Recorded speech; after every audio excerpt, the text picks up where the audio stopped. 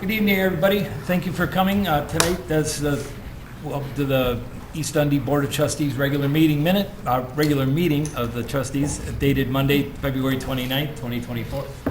February 19th, 2024. I have 6 o'clock. Catherine, will you take the roll? Trustee Mahoney. Here. Trustee Coonsey. Present. Trustee Britton. Here. Trustee Saviano. Here. Trustee Triber will not be here. Trustee Sauter. Here. President Lineham. Here. If you rise and please for the pledge. I pledge allegiance to the flag of the United States of America and to the republic for which it stands, one nation, under God, indivisible, with liberty and justice for all. Before we get into the regular public comment, we have representatives here from the True Patriots Care Group. We probably want to let you have your say first because a big chunk of who you are is in the audience. So if you'd like, please. Good evening. I'm Jerry Christopherson. I'm the president and founder of the True Patriots. I've been here before, asking your help, and thank you for that. I also brought my backup. So, That's a posse. I'm also a member of the American Legion, Dundee and Carpentersville. We meet at VFW, so some people don't hear about us until we do something like bringing the wall that heals back to Dundee. So that's what we're here for tonight. The wall is coming again on Memorial Day weekend. So it'll be, the escort is on May 22nd, and then the assembly, starts at 8 o'clock on the 23rd, putting the wall together, and the flags up, and the tents and the chairs, and everything that we do. And then there's a soft opening that night, and then the wall is open 24 hours a day through Memorial Day. So because Memorial Day is normally the wall leaves on a Sunday, but because Memorial Day, we get an extra day. So we'll have a closing ceremony approximately 1 o'clock on Memorial Day, and then right after that we take the wall down and it goes on. So the wall this time, it's Dundee in our towns, it's the only stop in Illinois. And it's coming from Missouri, and there was only one stop there. And it's going to Wisconsin, there was only one stop there. So it's really pretty special, and then to get it for the Memorial Day weekend was really an honor. When they contacted me, we had to apply last year in May to get it for this year. And when they contacted me, they said they wanted to do FaceTime because they had questions about my application. I thought, oh, don't tell me I screwed it up somehow. And what it was is she wanted it to say face-to-face that they were offering us Memorial Day. One of the key things they said, though, I had put in there how I grew up in Carpentersville. I was on the school board, I was on the village board. I've done a lot of things. And one thing I did know all these years is to get Carpentersville, East and West Dundee to agree on anything wasn't the easiest thing ever to do, because two would, one wouldn't, and then, after all these years. But what I told them was that how everybody agreed when I asked the last time to bring the wall in. And that was a big part of theirs. We use local Stellar Edge Marketing, who markets it for us, gets the word out to everybody. I heard today we were on WBBM, so okay, that's good. But one of the things was how they promoted escorting the wall in with the motorcycles and stuff. We had 38,000 likes on Facebook. That's pretty cool for a couple little towns and a whole bunch of old guys. So we're happy we got it here, but it isn't often that we get a chance to correct a mistake. The mistake was 55 plus years ago when the Vietnam veterans came home. They were treated very badly. Some of you are too young to know that, but they were spit on. They were called baby killers, and they came home. Many of them just hung up their uniforms and went back to work and didn't even talk about it. one of the gentlemen behind me did exactly that until 5 years ago when he was playing golf at Randall Oaks. And when he drove by, he saw the wall. He turned around, came back, spent the afternoon with us, went home and got his wife and daughters and came back, and they were there every day. Now he's on my board, and he's a member of the American Legion, and it changed his life. Another one standing behind me, he had said that it crossed the bridge, you know, from just being so upset about it and not wanting to talk about it, you know. So they call it the healing wall, and it truly, truly is. And like I said, we normally in life we don't get to correct a mistake, but by bringing the wall that heals here, I think that'll show that we're never going to make that mistake again. So we're here to ask for your help again. Logistically wise, with the fire and police to get it, you know, through East Dundee and out to Randall Road. And then financially, the wall itself costs us $11,000 just to get it where we are today, you know. But then now we got to buy insurance because you never can tell about stuff. And the porta potties and the generators and all that kinds of stuff that people don't really think about. So our budget's $40-some thousand just to bring it here. So, but it's worth every penny of it, I can assure you on that. So that's all I have. Anything you want to say? Is there any questions for Curly? Was there a specific dollar amount you were asking for? Well, yeah. $40,000. All right. 5 years ago, you were gracious enough to give us $5,000. So if that's possible, that's good. But like everything else, I don't have to tell you guys, the expenses went up, so our expenses went up. And so whatever you guys can do, it'll be a blessing for us. So Is there a deadline? A deadline for the money? I didn't hear. Is there a deadline for the money? Soon. Sooner the better. We're only Very concrete. you know, March, if you can, if that's possible. Okay. And anything else? Anybody have any questions? No, I remember last year, or the last time actually, I was on board at the time. Uh-huh. And it was a very unique event, seeing it up. I remember clearly seeing it, so it was impressive, you know. If I can, I almost forgot something. You can, I don't think it's up yet, but it'll be up this week. It's Sign Up Genie. If you go on Wall That Heals Dundee, you'll be able to sign up to help with the educators or assembly of the wall. Right. Because it's 375 feet long, and I think it's 140 different panels that have to go up. So we have that. But also something that's new this year that they didn't have 5 years ago is guided tours for groups. So I'd like to invite the board, and you can bring your families, and you can bring the administrators, you can bring the all your staff, and there's 2 people here that goes with the wall, and they actually take you around, because there's a big, if you remember the education center, the truck that was there, they'll explain everything there, because there's so much that you can't figure out on your own.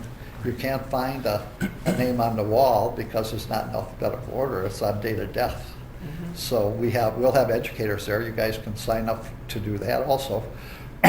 But it's something, if you want to do, we can make that happen. And it's kind of unique, and it's well worth it if you got time. So. And also then, do you have a mechanism in place for private donations if we were to link something Absolutely. to our site? Oh, if you can link the True Patriots, and then you can go right over to it. Okay. You can make a donation, and you can explain what it's for and everything. So, Great. if you remember the last time, we put flags across the little service road there. So that represents the POWs and MIAs. So now it's down to 1,578. 15 years ago, though, when our very first event that we started, and we did it at Carpenter Park, it was 1,700 and some POWs and MIAs. But now the families have given their DNA. So now when they find something, it's certainly much easier to do it. And we'll check, excuse me, before Memorial Day, and anybody that has been identified and brought home, we'll actually have a ceremony, and we'll go out in the field of flags, bring their flag back and welcome them home. Nice. So we got a lot of cool things planned, so hopefully you can help us and promote it for us. I think we can do that. Yeah.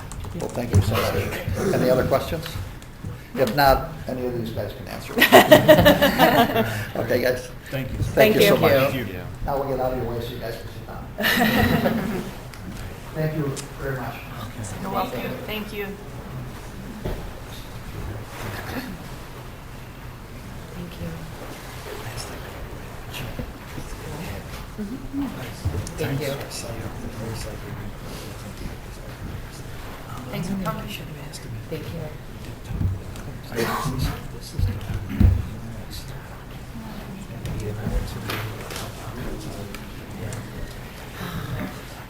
Okay, if anybody would like to grab a seat in the back, you're more than welcome.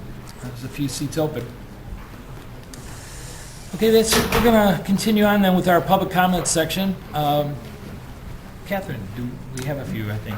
Frank Scarpelli, East Dundee resident. Okay. Good evening. I am here to talk about two items. The first item is, they're both on the other agenda items. Frank Scarpelli, 9 Summit Avenue, East Dundee, Illinois. With regards to the proposed parking deck, I voiced my concern to many of you already, but I am not in favor of a parking deck. I believe that the property at 110 North River would be better served as some type of a commercial storefront.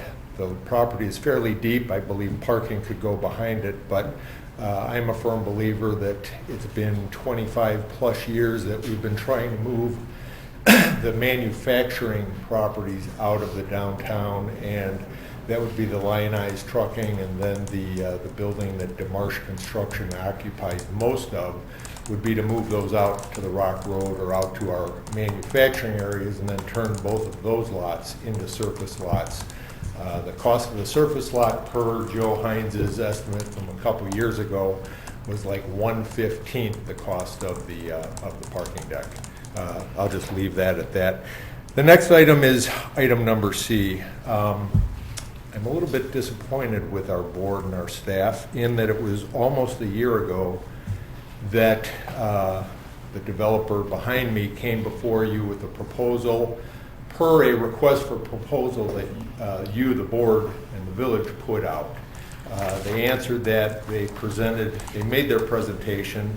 I don't know if they were told no, or if they were told to revise it or whatever, but what I'm disappointed about is that in order to do this in a residential setting of R2, is the comp plan needs to match that. Our comp plan does not match that.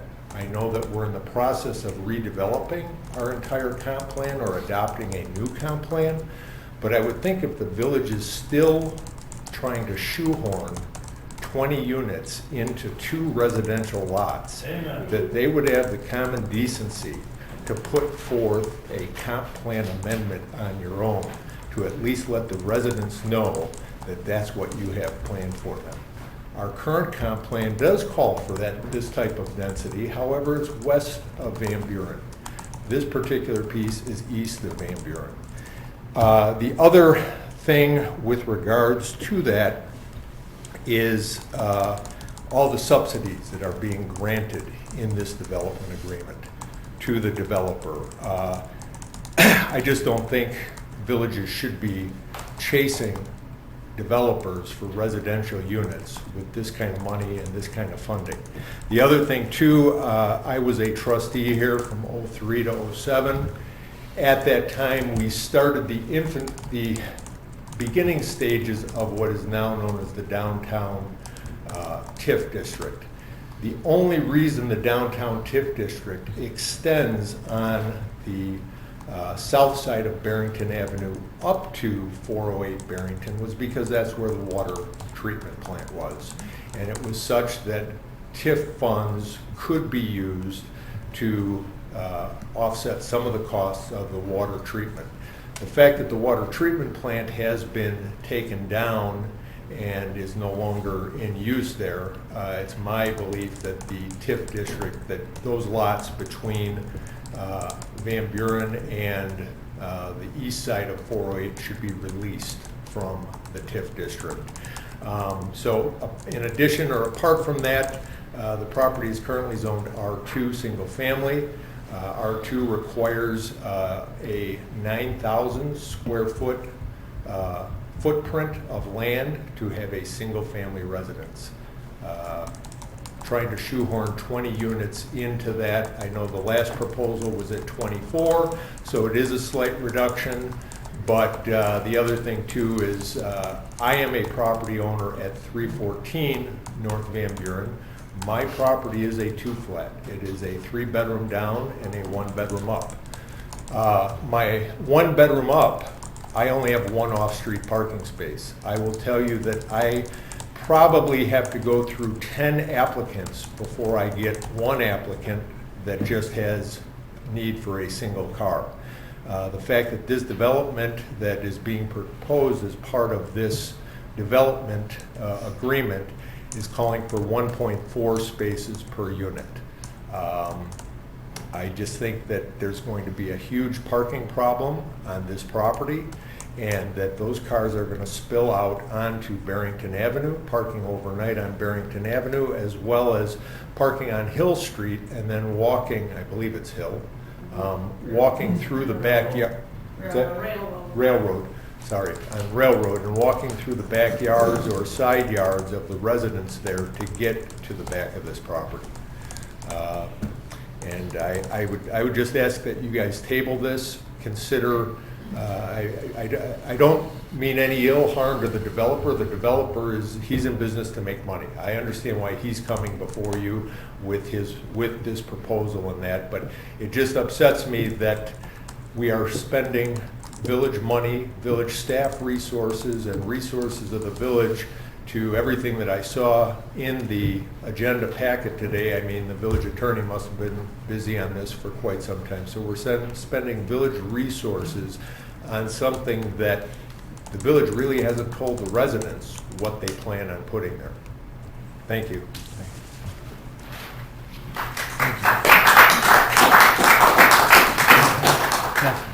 Peggy Scarpelli, East Dundee resident. I didn't put mine until the last minute, but I'll go. I really just found out about this afternoon, and I did post it out on the Nextdoor app because I was just quite shocked that the village is moving forward with something that's zoned for, houses, and that we aren't given notice, the neighbors. And so the only reason that anybody is here is because somebody told them, even people who were watching for information that were privy to what was going on a year ago, didn't know this was happening today.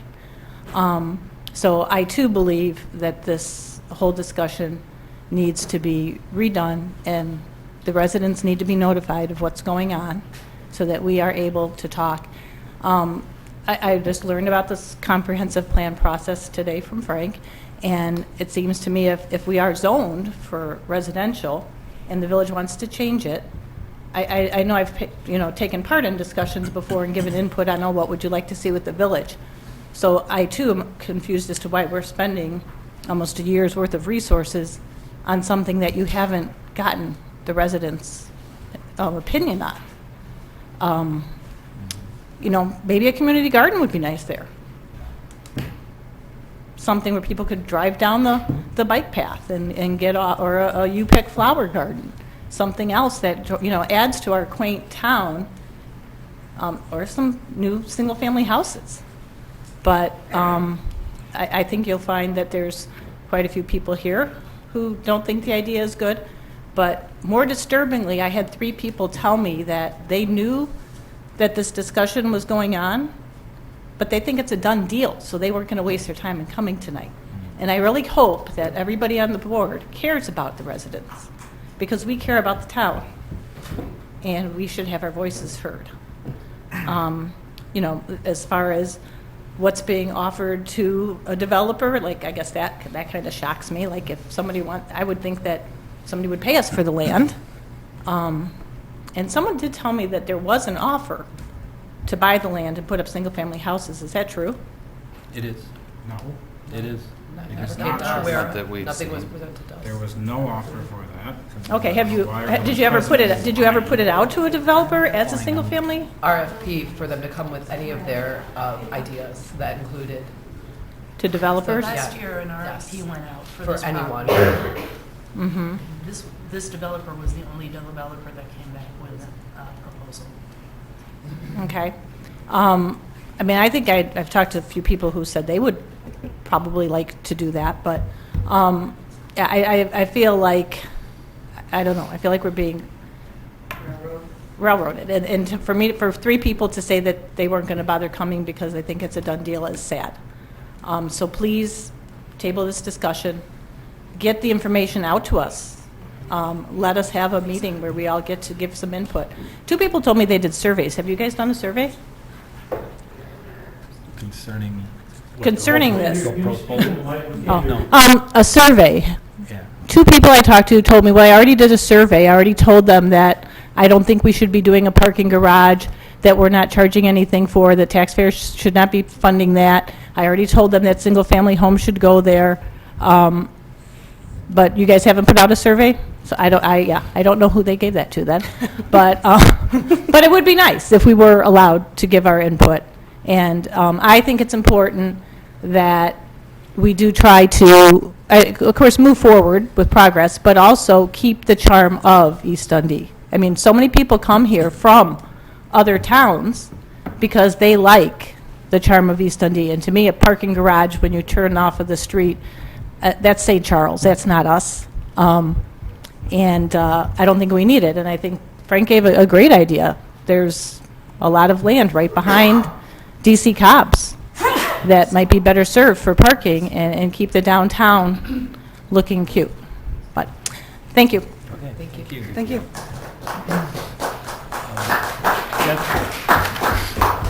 Mark Rackow, East Dundee resident. Yes, Mark Rayco, 426 Barrington Avenue. I'll just yield my time to another speaker. I just want to reiterate what the colleagues have said, and I don't know anything to add at this time. Just disappointed that we just found out about this today. Thank you. Thank you, Chief.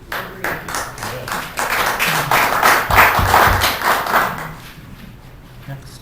Hal Kashiel.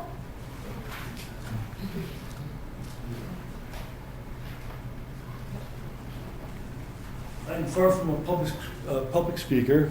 Can you just announce your name and address for us? Al Kaushal, East Dundee, Thank you. one next door to the property you guys are going to screw up.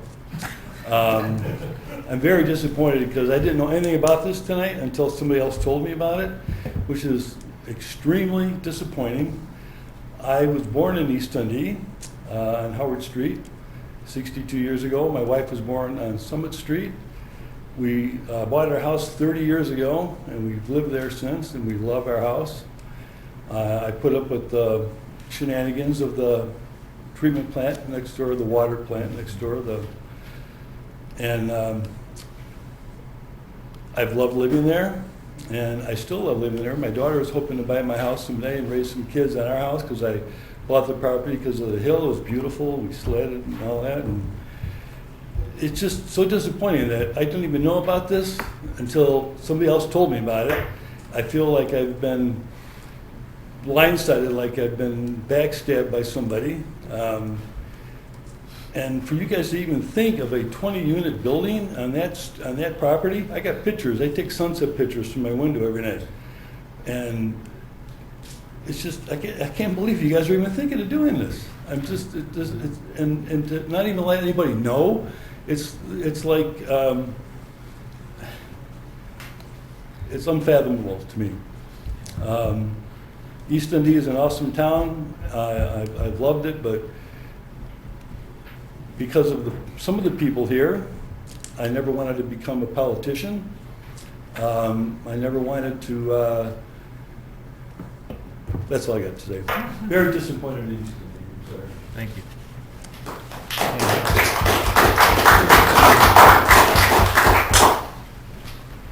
Mary Beth Ortega, East Dundee resident.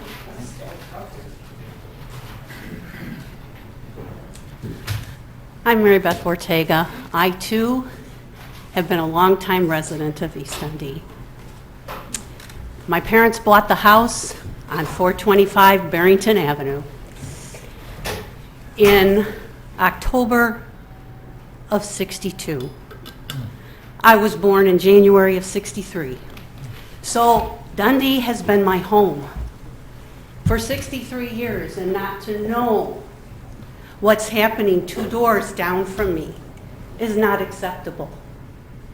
We live in a democracy, we the people, not to be things hidden from, but that we can at least be shown what is being considered so that we can help in making what's best for our community. Barrington Avenue has become a thoroughfare. Yes, all the restaurants and all the money and revenue that's coming in, but we have taken the hit with our children, the safety of our children, 25 miles an hour, and they come flying down at 40 and 50 miles an hour down the road.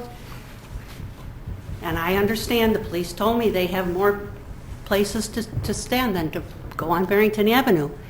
But we have our rights too. We pay our taxes here. We have a right as citizens of East Dundee who love and care. I've raised my children. In this neighborhood, we have our pets. We have our deer. Sorry, they're important to some of us. They're getting hit on our road because right in front of the mailman, the baby deer was thrown because somebody's speeding down the road. It's not right. So anyway, all that to say, I was a public school teacher for 27 years, and I taught my students, and I myself advocated for those that didn't have a voice. And I feel today that we did not have a voice until now, and it may be too late. Thank you. Thank you.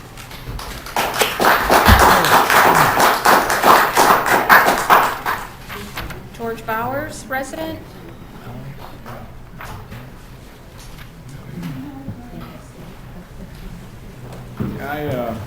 George Bowers, I own property on 421 Barrington Avenue, across the street from this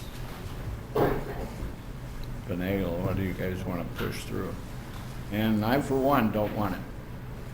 There's single auto. Why did Auto Engineering offer 3 units and the village turned them down? Well, I would have loved it if he did, but he didn't.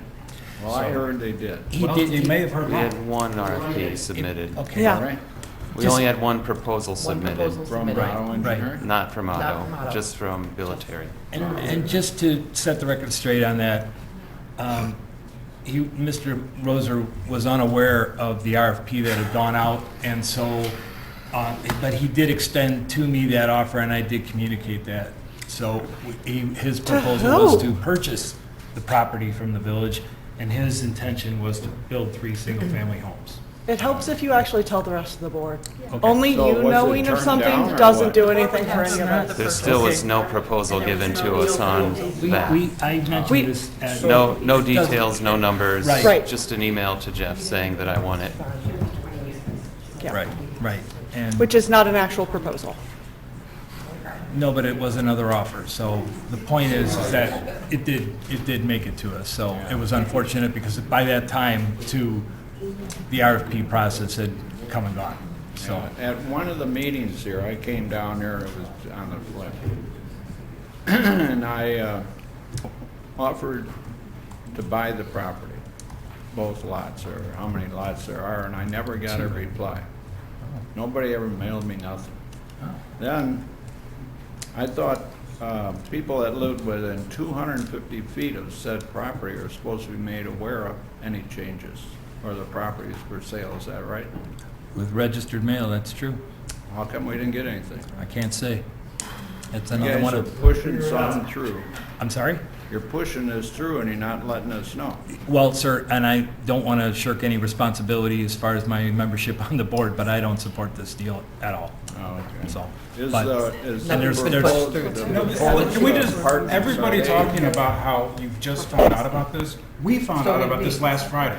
When this Okay? came out. So let's not act like this is like something, this is not a deal to get this done. This is the deal to start the process. That's all it is. It's a question of whether we want to start. Motion to approve an ordinance, man. It's motion to approve. Yes, okay, if we approve the ordinance, then what happens, Jeff? Do you know? Yeah. What happens? He's going to come to us and tell us No, everything he's that's not going gonna come to that's us. going to be. He has to go to the planning and zoning board, to Frank, and say, we want to change this zoning. And then there's a public hearing, and you all get to come back and talk again about, to get your voice.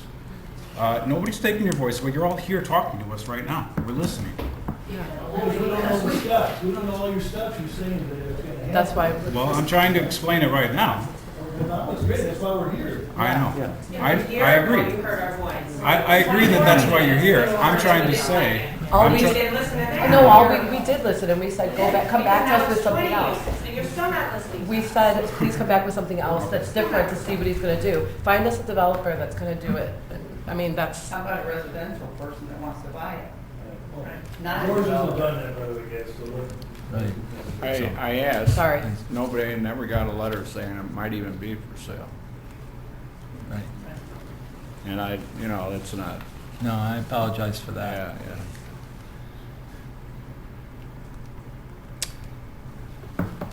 Is this apartment going to be Section 8? It's not, that hasn't been communicated to us, Yeah. so. Yeah. Just so everybody can see, this is what it is proposed, and it is definitely, it is not a Section 8, it is a full market price concept. So these are two. John, Myself and it's my not the neighbor time. own Can you more just than wait that piece of property with 2 houses. You're going to put all that crap on there? Okay. Forget it. Let- It's this we'll let- gentleman's we'll let turn the to speak. speaker- We'll make your money somewhere else. Okay, now, That's inappropriate. whoever, Oh, well, you don't live next door, do you? no, okay. Sir, continue. Yeah. Well, anyway, it just, I wasn't made aware that property was even thinking about being sold, so Okay. I don't appreciate that. I would have probably stepped up. Now I hear you're giving the property to somebody. Yeah, I know, and I know that there are a number of people that have approached me, and I've talked to that have said they would have purchased it had they known, but, Taxpayers, you know. taxpayers' You need to stop property. that. Thank you. You're giving away taxpayers' property. All the people here own that property. We do, we do. Yeah, yeah, Yeah. yeah. And I think just to play the devil's advocate, in the interest of trying to develop it and to improve the village and for the long-term viability of the downtown, that the density that this particular project would bring is going to benefit that viability. That's the argument, and it's legitimate.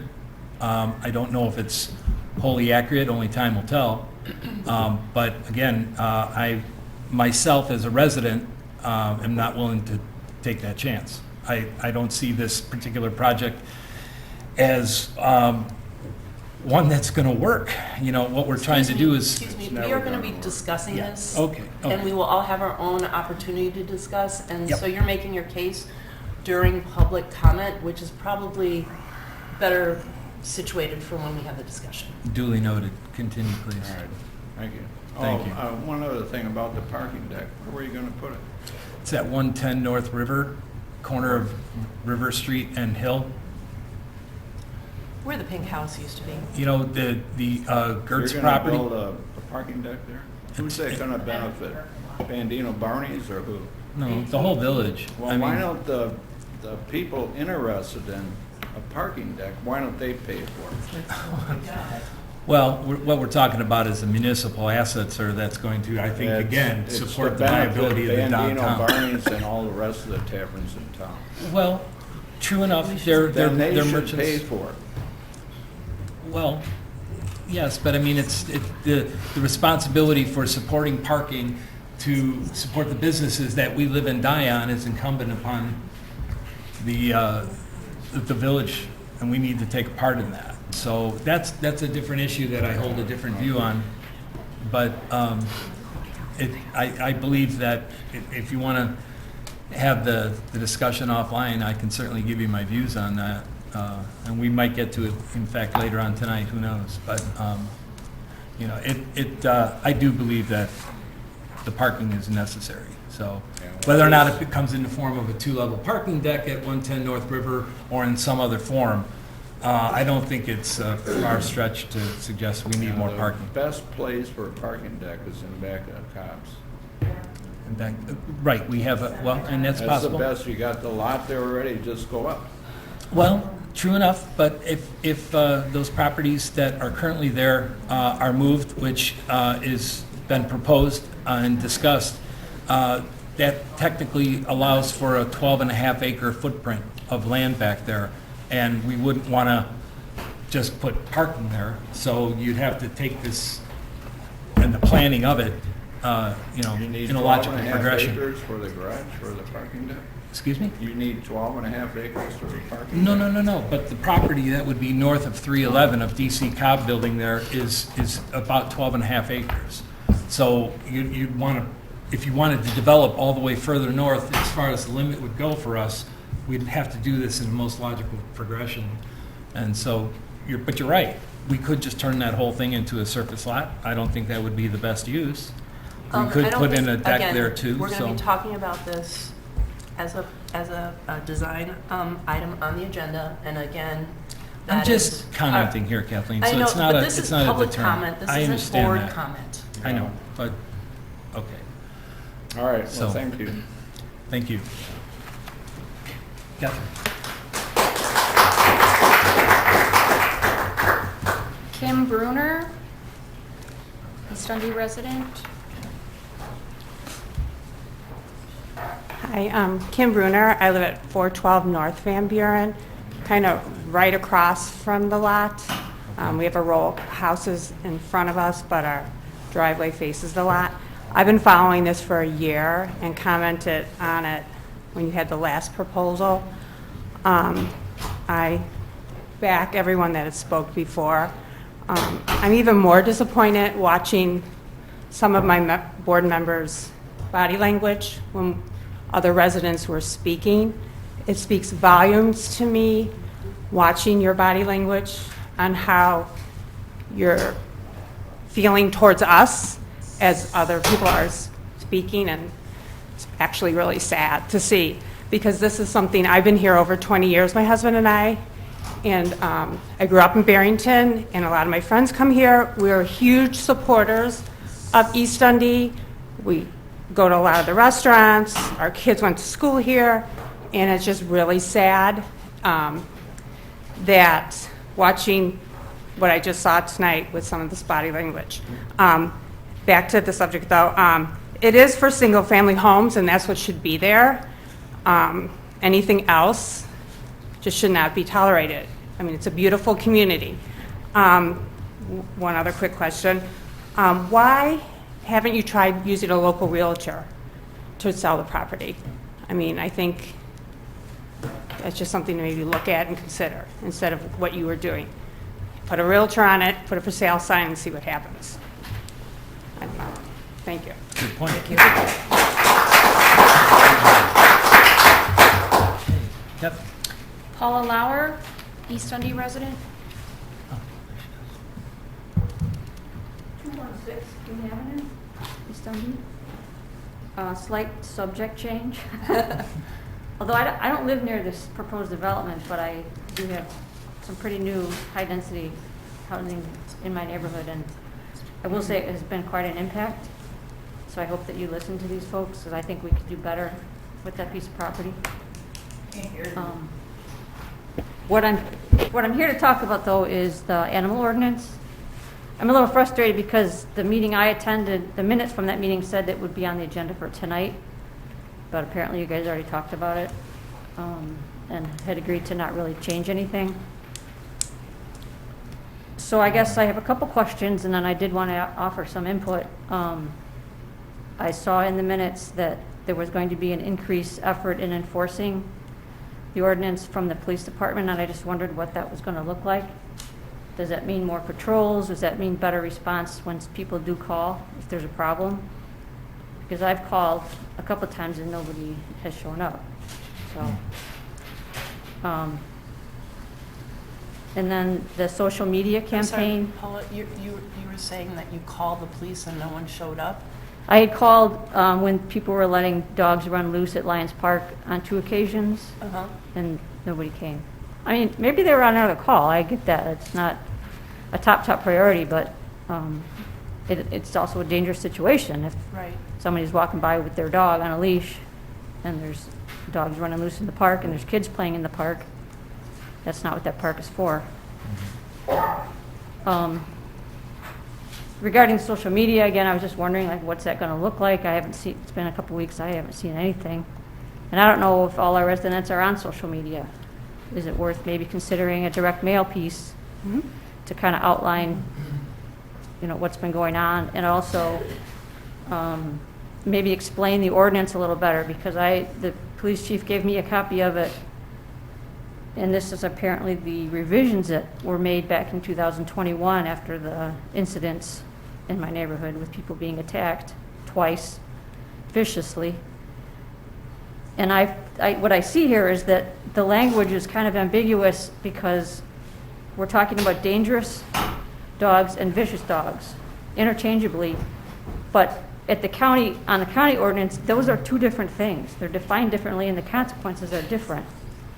So I think there needs to be clarification, unless it's East Dundee's intent to get rid of the dangerous or the vicious and just have one designation, that if your dog attacks somebody, then that's it. I believe the chief said dangerous. Yeah. What? Get rid of vicious and use dangerous. Yeah, or vice versa.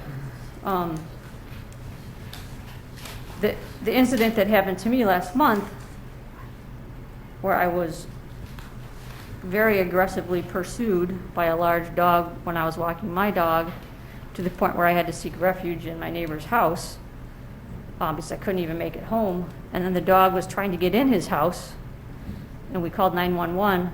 To me, that's a dangerous situation. But nothing was done. It took almost a week for the animal owners to even know that something had gone wrong, that they had done something wrong, because they wouldn't answer their door. I think the police chief finally did talk to them, but I don't think they were fined, or as far as I know, the dog still lives there. So that's, to me, that's a problem. Because when I read this ordinance, which is the one that you guys adopted, that shouldn't be allowed. And the chief explained to me that what the revision allowed was for our police chief to have a little more power to designate what's considered dangerous or vicious. So I'm not sure why nothing was done with this situation. And then the last concern I have is that what I was asking for initially was that there be something in here to be a little bit more proactive, so that we don't have to wait for somebody to be hurt or even killed. If that dog had gotten hold of my dog, which is about 12 pounds, she would have been killed. But that's too late. And there is language in here that talks about, I think it was a reasonable assumption of, harm. But I think it needs to be spelled out a little bit better and then enforced a little bit better. Because we've had some pretty serious incidents already, so the question is, well, what's it going to take? And we need to be more proactive with this stuff. And then my last comment is just that have you guys considered the educational piece, that part of the education, as I mentioned, to clear up some of the ambiguity in the language, but I don't know if maybe some of it needs to be bilingual as well? Because I think the demographic has changed a little bit, and there are some folks that might appreciate that. And thank you. Thank you. Okay. That's all we have? Okay. Is there anybody else in the audience who'd like to address the board, either on an agenda or non-agenda item? Sir?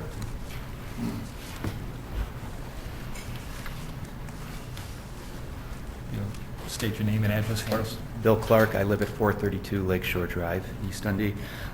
Didn't know how exciting board meetings can be. I'll have to have them in the future. Good. I wanted to address something completely different. I wanted to briefly advocate for those who are patrons of the Ride and Cane program. I honestly don't know much about it.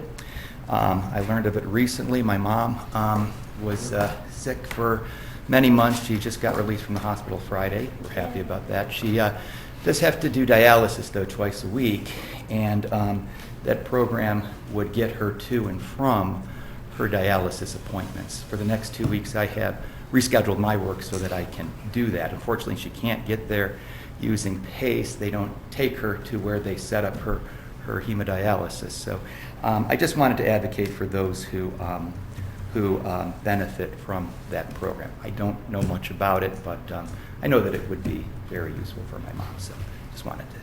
Thank you. Thank you. Thank you. Thank you. Anybody else? Sure. Please. I'll just stay down here. We need you on the mic. Please. Recording. Yeah. Sue Sinden, 410 Railroad Street. So I'm in favor with everyone else that's against this big building. I cut through there all the time when I take my dog for a walk. I'd much rather see it more natural. It's like everything is getting built up around here. Dundee, the reason I moved here was because of all the charm. The charm's gone. The trees are getting cut down. It's becoming a regular downtown. You know, I don't like waking up at 1 o'clock in the morning hearing gunshots going off because somebody's pissed off at someone else drinking. And it's like, you know, when they have all the Ferris wheels, I have to get up in the morning, my windows are vibrating because of some Ferris wheel. Move it across the river, you know, it's like, or put it down by the Pottery. That's a big empty place. You know, I don't really think those residents would like it either, but, so. Thank you. Thank you. Thank you.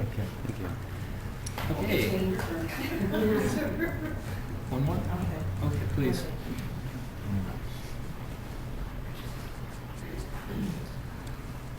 Jane Penoyer, 411 Railroad Street.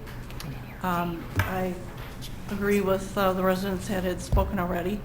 The one thing that Sue had brought up was that we have a lot of traffic and parking that happens on our street because we're dead end street, and when there's fairs and all the things that go on in town, which is fine, it's great to have the people around and people are enjoying themselves. But the downside of that is that in the wintertime we get people urinating on our parkway, prophylactics are getting thrown. People park really close to the end of our driveway. We have a neighbor down the street who actually has cones and signs and everything because people park right in front of their driveway. So we have that all summer, and we also have people that end up, they're too drunk, they can't drive. And so they end up parking overnight, we have to call, sometimes they get tickets, sometimes they don't. We park on the street, but we get tickets. So we've been there 39 years. So, and we love East Dundee, we love our property, we back up the, next to Alan, we back up the long part of the property. And so our yard is totally exposed now. There's nothing there. So we tried putting some trees there. So our concern is the noise, the garbage, the parking, the traffic, people parking on the street, not only the people that are patronizing town, which is great, but then you're going to have people that are living there who are going to have guests, and they're going to park not only on Barrington, but they're going to park on our street, and they're going to cut through yards, and that, which means that our neighbors are going to probably want to put fences up and things like that. So we just see that there's a lot of noise and more crime probably. So, but that's my piece. Thank you. Okay, thank you. Thank you.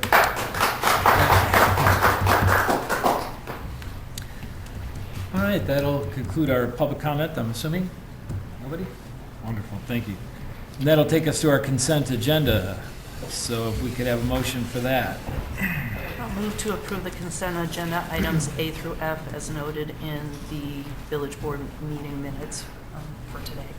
Second. Are there any questions on any of these issues? Anything that would like to be discussed? Seeing none. Catherine? Trustee Mahoney? Yes. Trustee Coonsey? Yes. Trustee Britton? Yes. Trustee Saviano? Yes. And Trustee Sauter? Yes. Okay, that'll take us to our main agenda items. A, if we could have a, well, A is just a direction on the funding request for the township, Dundee Township regarding the Ride and Cane program. So, Erin, would you like to make a few comments? Erin Thrower, Dundee Township Supervisor, and I'm here tonight to really answer any questions or concerns that you might have for this request. Just a little bit about the history of it, which I think was in your packet. This was a program that was run by the Dundee Township Park District, kind of in the early 2000s, maybe even before that. When they decided it wasn't part of their mission, Dundee Township government took it over with the understanding that the villages would all contribute just a little bit to help ease the burden financially. That lasted for about a year or so. I'm not sure, I haven't found records as to why that kind of ended, that support ended. But we're looking at, really within the last 6 months, almost a year now, where the costs have nearly tripled. So where we were receiving invoices between $5,000 and $8,000 a month, we're now receiving invoices for $14,000, $15,000, $16,000. So you can imagine when you get something that you've budgeted for, it's been consistent for all these years, it's quite a shock and a scare as to how you're going to adjust that. So, we've talked with PACE, we've talked with the county, why is this happening? And it's not just one individual reason why those costs are increasing. Some of it has to do with the way that PACE has changed the service levels, finding drivers, that sort of thing. So it's a mix of things. Some of the subsidies have decreased. So I just, I looked at a snapshot of in August of 2022, we were averaging, again, this is just the average, about $54 per ride per resident. And now we're at about $75. So again, a significant increase in just about a year. So again, I'm going back to the villages to say, is there anything that you can do to try to support this? Again, how it works is the county kind of is the overall manager, PACE operates it, and then it's up to individual townships to decide if they want to participate or not. We've gone to county, we've said, Madam Chair, we think this is great. We wish that we had this service across the entire county, like Lake does, McHenry, even Kendall County. Every resident in their county gets this service, but again, it's kind of piecemealed here. So we've made the ask there, now we're asking for your support.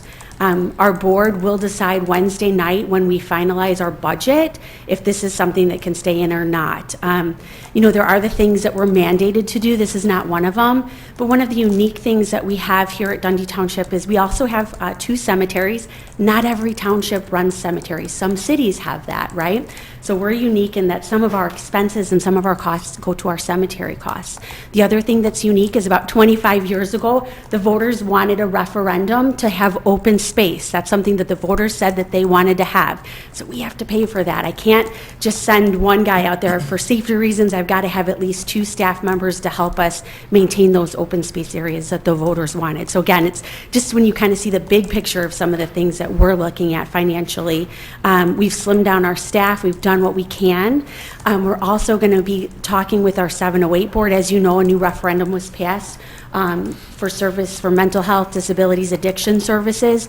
Maybe we can use a little bit of that mental health board money to help with those riders with disabilities. So we are looking at solutions, but we did want to make that ask. And thank you to Franco and to Erica for taking the time to really learn about the program. So that's really kind of just a summary, but any questions or concerns that you might have about it? I had a question. I pulled up today your budget just to better understand the competing programs and revenue coming in, because I'm sure it's hard to decide when you have too many services. But out of the general town fund, that's the revenue going in. It looks like there's $1.2 million of property tax money going into it, and it seems like this $100,000 is your main actual service expense. And then after that, there's only two others of like the emergency assistance and general assistance. But those only seem like 10% of that 1.2 million. So I was wondering what is mandated that's competing with it when only 10% is being spent on services? Sure. So you have to count the assessor's office. So that is something that's a big expense for us. Obviously, we have the elected official, the assessor, and then deputy assessors that are going out in the field and looking at all the residential and commercial properties. That is something that's mandated. So that's kind of a big chunk as well. And then, of course, our cemeteries, right? We've got, I think, over 3,000 graves that still are yet to be filled. So we have to have a full-time staff that's maintaining that, selling the lots, the burials, a lot of intensive work that goes into that every single day. And then we do have our open space, which again is a small component. And so we do have 2 open space staff members. I eliminated a part-time position in that department in the wintertime, and we really rely on our volunteers. We've got an amazing army of volunteers that are out there every week to help us. But again, just for safety reasons, we need to have 2. And then the Ride and Cane, of course, our director of programs and administration, she's our caseworker who helps with general assistance and reviewing that, emergency assistance, which is for rental. People that are getting evicted, we help them. And then that's the person that's also registering folks for Ride and Cane. So there's that administrative component as well. We have to have somebody that's taking those calls, processing the paperwork back, between the county. So does that kind of make sense for you, or? Well, it does seem that the cemetery is totally separate. Like it has its own income of $750,000, and those costs come out of that. So really, just looking at that general fund, the assessor, like it does seem like 90% of it is all operations and organizationally based, and it seems like there should be room for covering this, and these people are in your township, and I would expect with that much money from taxpayer coming in that you would actually apply I guess, it towards Andy, that. where would you think the money is going then? Because I have 1 director of program, I have 3 folks over at my cemetery, plus a part-time and some seasonal to cut the grass, 2 open space, and then the assessor's department. So there's really nothing to hide. It's definitely, yes, I mean, there are costs for staff, and so there's not much else that's being spent. We own the space that we're in. We do have HOA fees, and then the struggles that happen at Summit Square. I know you're well aware of that and the costs that are associated. There could be possibly a savings of $600 a month if we were to move out of that space. But there's really, unless we want to get into deficit spending, which we don't, we're looking at a very tight budget. I mean, there are a lot of things that, just to me, I'm unaware of all these budget items, but seeing new ones, like other professional expenses going up 500% to 25 grand, and seeing so 50 grand in special projects, like things that... We actually eliminated our office manager, and I was able to find about $20,000 a year. By then, other professional services, we hired a firm to do our payroll and our accounting for us. That actually saved us about $20,000. Again, we're holding off on filling the second part-time caseworker position. So we're actually saving money, even though professional services went up. Our overhead for salary and benefits went down. Yeah, I'm personally just have an issue with only after this change, once we drop this 100 grand, that only 5% goes to actual services and the rest is to manage the program. So for that, I would want to first urge you to not cancel it, and then if you do, I think I would be committed to figuring out some way to have the village help, because I don't want to see seniors lose their rides. Absolutely. But, Yeah. and it does sound like some of those rides, you say they're $60, but it looks like they pay $5 only if it's a 10-mile ride, but anything beyond, it's another $1.50 per mile that they pay, so they are subsidizing it. It's not just $60 that you're paying for a $60 ride. They're paying a substantial chunk of that. Is that correct? They're not paying really a substantial chunk of that. I mean, the township is the primary, then there's some subsidies, again, that come from the county that are small. And then, yes, the riders are paying $5. But, I mean, you have to ask yourself, like, for example, if somebody takes an Uber at midnight from Sleepy Hollow to West Dundee, it costs $12. Why is it costing $75, $80, right, to get people to dialysis? So, I think some of the concerns that my board has is just the service levels here and what it's actually costing, right? It seems to be kind of out of whack and out of line. So, Well, who can pursue that question? Who can go back to these people yeah, and say, that's "Why are you up to charging us PACE. so And so much?" again, they're Who's in charge of doing that? yeah. I So guess is my PACE, who operates it? So PACE is the operator. question. So you guys aren't actually administering this? No, I so wish. what is your role in it? Our role is to fund it and to sign That's people up strictly and what to you do. You sign advocate checks for and you them. throw it at them and then- And we that's it. advocate for them when they are getting left at appointments or when the service doesn't go quite right. We're strong advocates for them. And then we also work with them when we see the prices are increasing. And we're not, of course, the only township. Every time you talk to Aurora, you talk to, at the monthly meetings, everybody is very upset about this. What Elgin Township has decided to do, and this is a route we can do, is just cover the folks that are in unincorporated Dundee Township, which I think is like 17 riders. That's what Elgin does. The city of Elgin, they support and pick up the tab for their residents. So again, what we're coming to with you is not, a extraordinary ask or out of the ordinary for what other places and townships are doing. So I hope you do understand that. I mean, you just say that your meeting where you guys are deciding the agenda is Wednesday. It's 2 days from now. I'm not sure what you expect to hear from us. Yeah. That's going to change. And we're your contracted through entire, June, so we've got some time. This is not something that's just going to happen and we're going to cut it and people are going to be left stranded, certainly. So we do have some time that we can work on this if it's something you all would consider. I also So. would say that, I looked on this website called the Township Officials of Illinois. Are you familiar with this TOI, organization? yes, we are a part of that. So it says, what is the function of Illinois townships? And it says, by law, Illinois townships are charged with 3 basic functions. Number 1, general assistance to the indigent. So for you to say it's not mandated, maybe this program isn't mandated, but certainly your function as a township is to serve these people. Just so you understand, the folks that, there's no income requirement or restriction with this, so folks that Well, it have is senior $100,000. citizens and disabled people, right? Correct. Okay, so it's not just like me. Senior citizens are not indigent, but I'm that's not okay. saying they are, I just but- feel like that's a little insulting to seniors, but okay. Oh, well, I don't think it's insulting to say Okay. that senior citizens sometimes struggle with finances at all. But not all of them, No, Scott. I'm not saying all of them, but I'm Yeah. assuming that the ones that aren't coming to this ride-sharing service. Some are taking the bus to the movies. So again, we have to really, when your finances are tight, you have to really Not look the at this. same thing You have as to look. somebody that can Right. afford to get a You have to ride look at the using service the levels is what we're doing. It's a tough decision to have to make.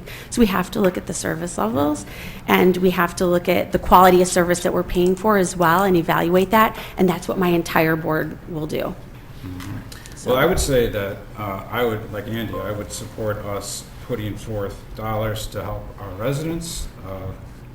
I don't have a problem with that, but I just don't understand how, 3 days before your budget meeting, that this is what's coming on. And I don't understand why it's called Ride with Kane if it's Dundee Township that's administrating this program. Why isn't Kane County taking care of this? I would love I mean, you're not to know Kane that. County, but some people on here are. We're listening. Thank you, Cliff. Okay, thank you, Scott. Did you, have you heard back from the other? Carpentersville, since they are mid-budget, you know, right now, they're not able to write a check, which we understand. But Mr. O'Sullivan and I are talking about, you know, what that would look like and how many riders are from Carpentersville. Carpentersville has the greatest amount of riders, obviously, biggest population, of course. I had spoke with Mr. Cavallero a few months ago, and he understands the idea that this is a good program for the entire community, and that if he needs to contribute, he'll go to his board and ask that. So Sleepy Hollow, unfortunately, just due to financial challenges, can't do it right now. So, and again, we're asking for a small percentage compared to the overall cost of what the program may be. And even for full transparency, even with that contribution of $10,000 a year, the board still may decide that this is just, we're not going to be able to continue. So, Well, I mean, did I see correctly in here that you're asking us for 10 and our residents are about 11? your residents, I can look up how many you have, how many riders you have. Hold on a second. Unless somebody else has it. I believe it was 59. 59, okay.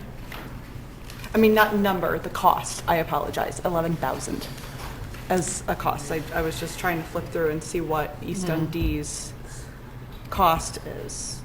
Yeah, I wasn't able to discern that, so if you found it, good. But what I was flipping through, so I was was 59 residents, and the ask was 10,000. But I wasn't sure of those 59 residents if you were able to tell how many rides, what the frequency was, or not. Yeah, I could break that down for you. So for about, it's probably a little less when you break it down like that, because for like the latest invoice, I think we have about little less than 300 riders, and that equates to about 540 rides.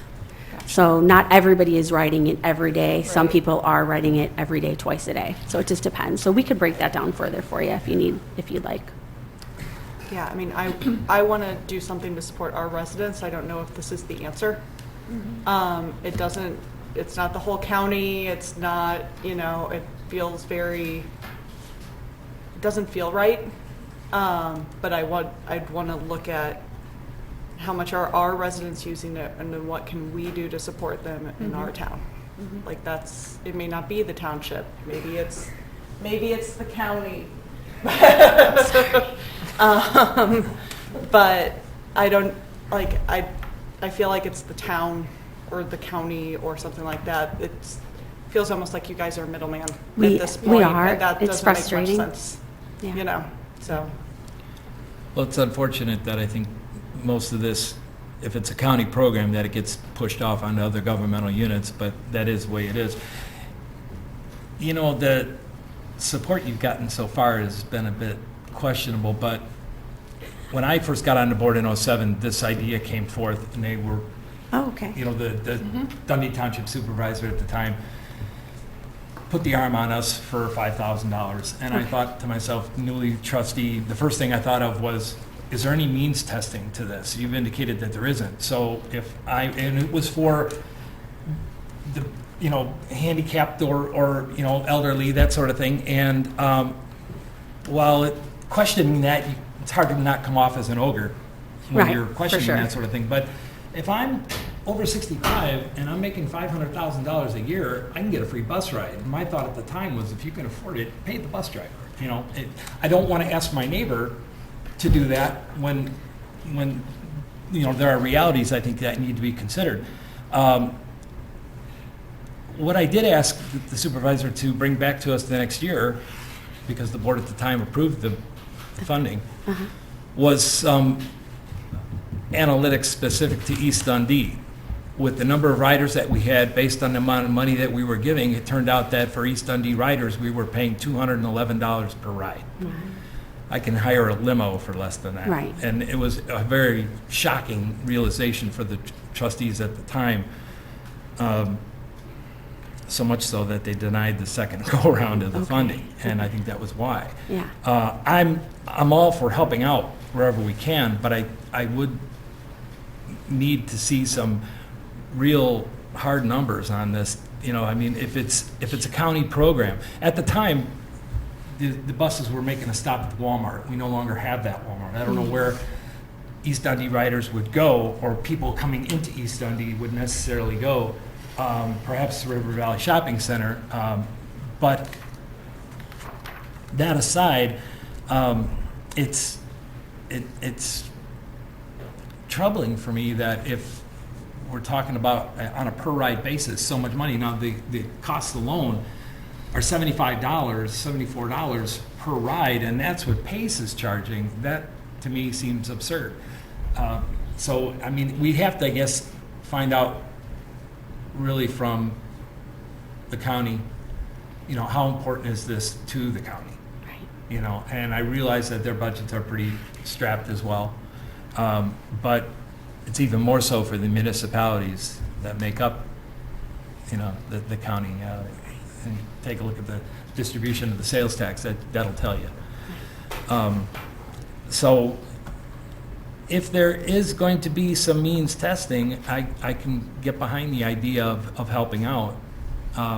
But I think at a minimum, I'd need to see that much. Okay. So What I'll do is after our meeting Wednesday night, I'll come back or fill in Franco or Erica, if that's okay, just kind of where we are with it. And like I said, we have till June until that next riding cane contract comes up.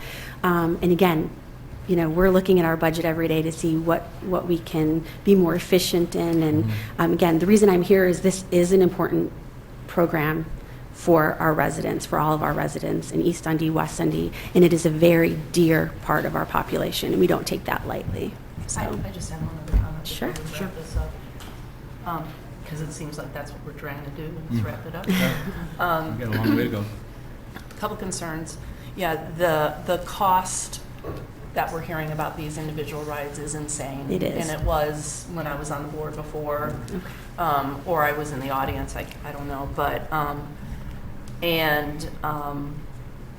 so we're kind of just giving money and then we're not really managing it well at this point because somebody else is managing it. And they're, who knows what else we're subsidizing, who else we're subsidizing with these dollars that really should really stay within, with our residents. Means testing, a good point. And number 3 is I'm not going to give the township any money from the village unless it's part of an intergovernmental agreement like we had prior. Perfect. Okay. So Thank we're you. all clear on, and wherever we end up landing or sorting things out, it needs to be in that kind of intergovernmental agreement on all parties that would be involved. Okay. Sounds good. And I would like to get more accounting of exactly Yeah, we can the break number of down rides that the East number of Dundee rides is and then doing. the types of rides, if they're medical or if they're school, whatever it's related to. We'll get that to you. All right. So also too, just to get a feel, is the approach for funding between municipalities based solely on population? Are there any Yes. other demographics? Ridership, not population, ridership. Just ridership. Yeah, Okay. which we can evaluate annually or monthly. So, okay. Good. Thanks, Great. guys. Thank you. All right, that'll take us to our Jeff, second. if I can for a second? Sure. Both of your county representatives, Sanchez and Sturgis, are both here tonight. We Oh. just came to listen. So if we will take whatever you guys, whatever questions you have, we're happy to take back out.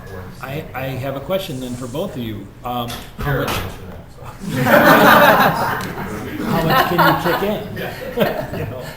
So, no, I appreciate it. Thank you. All right, so this will take us to our second item, which is just, again, a direction on the 3 proposed options for the parking garage to be constructed at 110 North River Street in our downtown East Dundee. So, Erica, would you like to get this one started? I don't know if we have anybody from McHugh here tonight. So We do. we do. So at the board meeting at the end of last year, we discussed the proposal we received as a result of the RFP process, and there was an idea put forward to potentially add commercial space to the parking garage. So we have been working with McHugh on what that might look like and how much space we could possibly put in the garage, and they came up with 2 proposals of various square footages and also provided pricing. So all that information is in the packet. And so tonight we would like to understand if there's a consensus one way or the other to move forward with no commercial space or to move forward with commercial space. And then if the consensus is to move forward with commercial space, which one of the 2 options would be the preference? And that's a general summary, but there's a lot to delve into. I did detail a lot of advantages and disadvantages of both options in the materials that were provided. There's a lot to discuss, so I'm looking forward to listening to what you have to say. Great. Well, I've made no secret of my support for the idea of the deck. I truly believe, and I don't think anybody needs to really discuss far into the idea that on any given Thursday, Friday, or Saturday night in East Dundee, we're parking on top of one another down here. Any of our community events, again, we're just jammed. And I truly believe that for the viability of the town, perhaps today we might be able to get around it, but I think to support the growth and that viability 20 years from now, 25, and that's what we got to look to. We need to address parking. We just don't have enough. We have two proposals, or two ideas that we've got various support for within the board. The idea of one with commercial, as Erica said, space down below and up above. To be quite honest with you, I would suggest that we just 86 the whole idea if we were to go with the commercial. I truly don't believe that this is something we should do, and not because we can't benefit from added commercial space. Absolutely we can. But I think that the idea of mixing a public sector and private sector asset, the way we're talking about doing, is a very dangerous move to make. We have some experience with this board, the town, right now, with another property like that, and it has been a nightmare, and a very expensive one at that. I don't think it would be in the town's best interest or in the residents therein to mix public and private efforts for this particular site, because down the road, I would be willing to bet the farm that there is going to be a problem with maintenance. There is going to be a problem with a leak that goes into one of those commercial properties, and the owner of that commercial property is going to point to the village as the one that the responsibility falls to. We can deny it, we can take the situation as it is at that point, but I can guarantee it'll end up in a lawsuit. My whole idea of management from this chair has been to eliminate and to reduce the likelihood of liability for the town. I see this one as a left hook coming if we do this, guys. I really do, and I think we should really think hard about mixing commercial property with this. This is a municipal asset. It should remain wholly a municipal asset. We have opportunity for commercial property at the Doderline site. We can put in a number of commercial spaces there. It's much better suited, and just leave this for parking purposes. If we're talking about, and we are, the idea of development south of 72, that being specifically the Hager site, we are going to need to address parking and need as much in the business area as we can, because there will be a spillover need for that. If we reduce it simply to cut the cost, and I think that's part of the focus for some, that we won't get the benefit that we're thinking is gonna come of it. So my position is that I support the idea of the deck. I do not support mixing it with commercial property. And so I'll leave that as it is. Andy, do you have any? You want to start? Yeah, I'll say that I know the scope of this discussion is just retail versus not retail, but just stepping back a tiny bit, parking in general, it seems like a lot of residents are split and not wanting it because it costs money and feel like they'd be paying for it.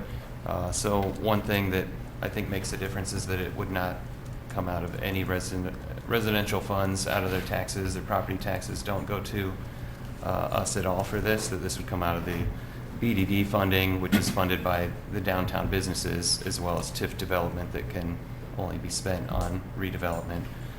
So that makes a little more sense for me as to why we do parking.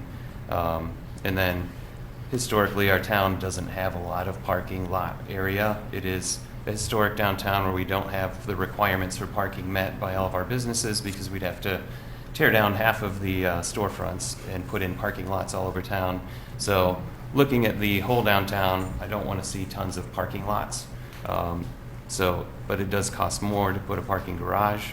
I think the other consensus I'm seeing online, because I'm trying to share these things to get feedback, both of these projects I put on as soon as I read them in here, but it does seem like unanimously everyone wants, if we do parking, retail in front, because they don't want to see a giant parking garage as they go down the main strip, and having it look like our downtown is just extended with retail, I think is a major selling point.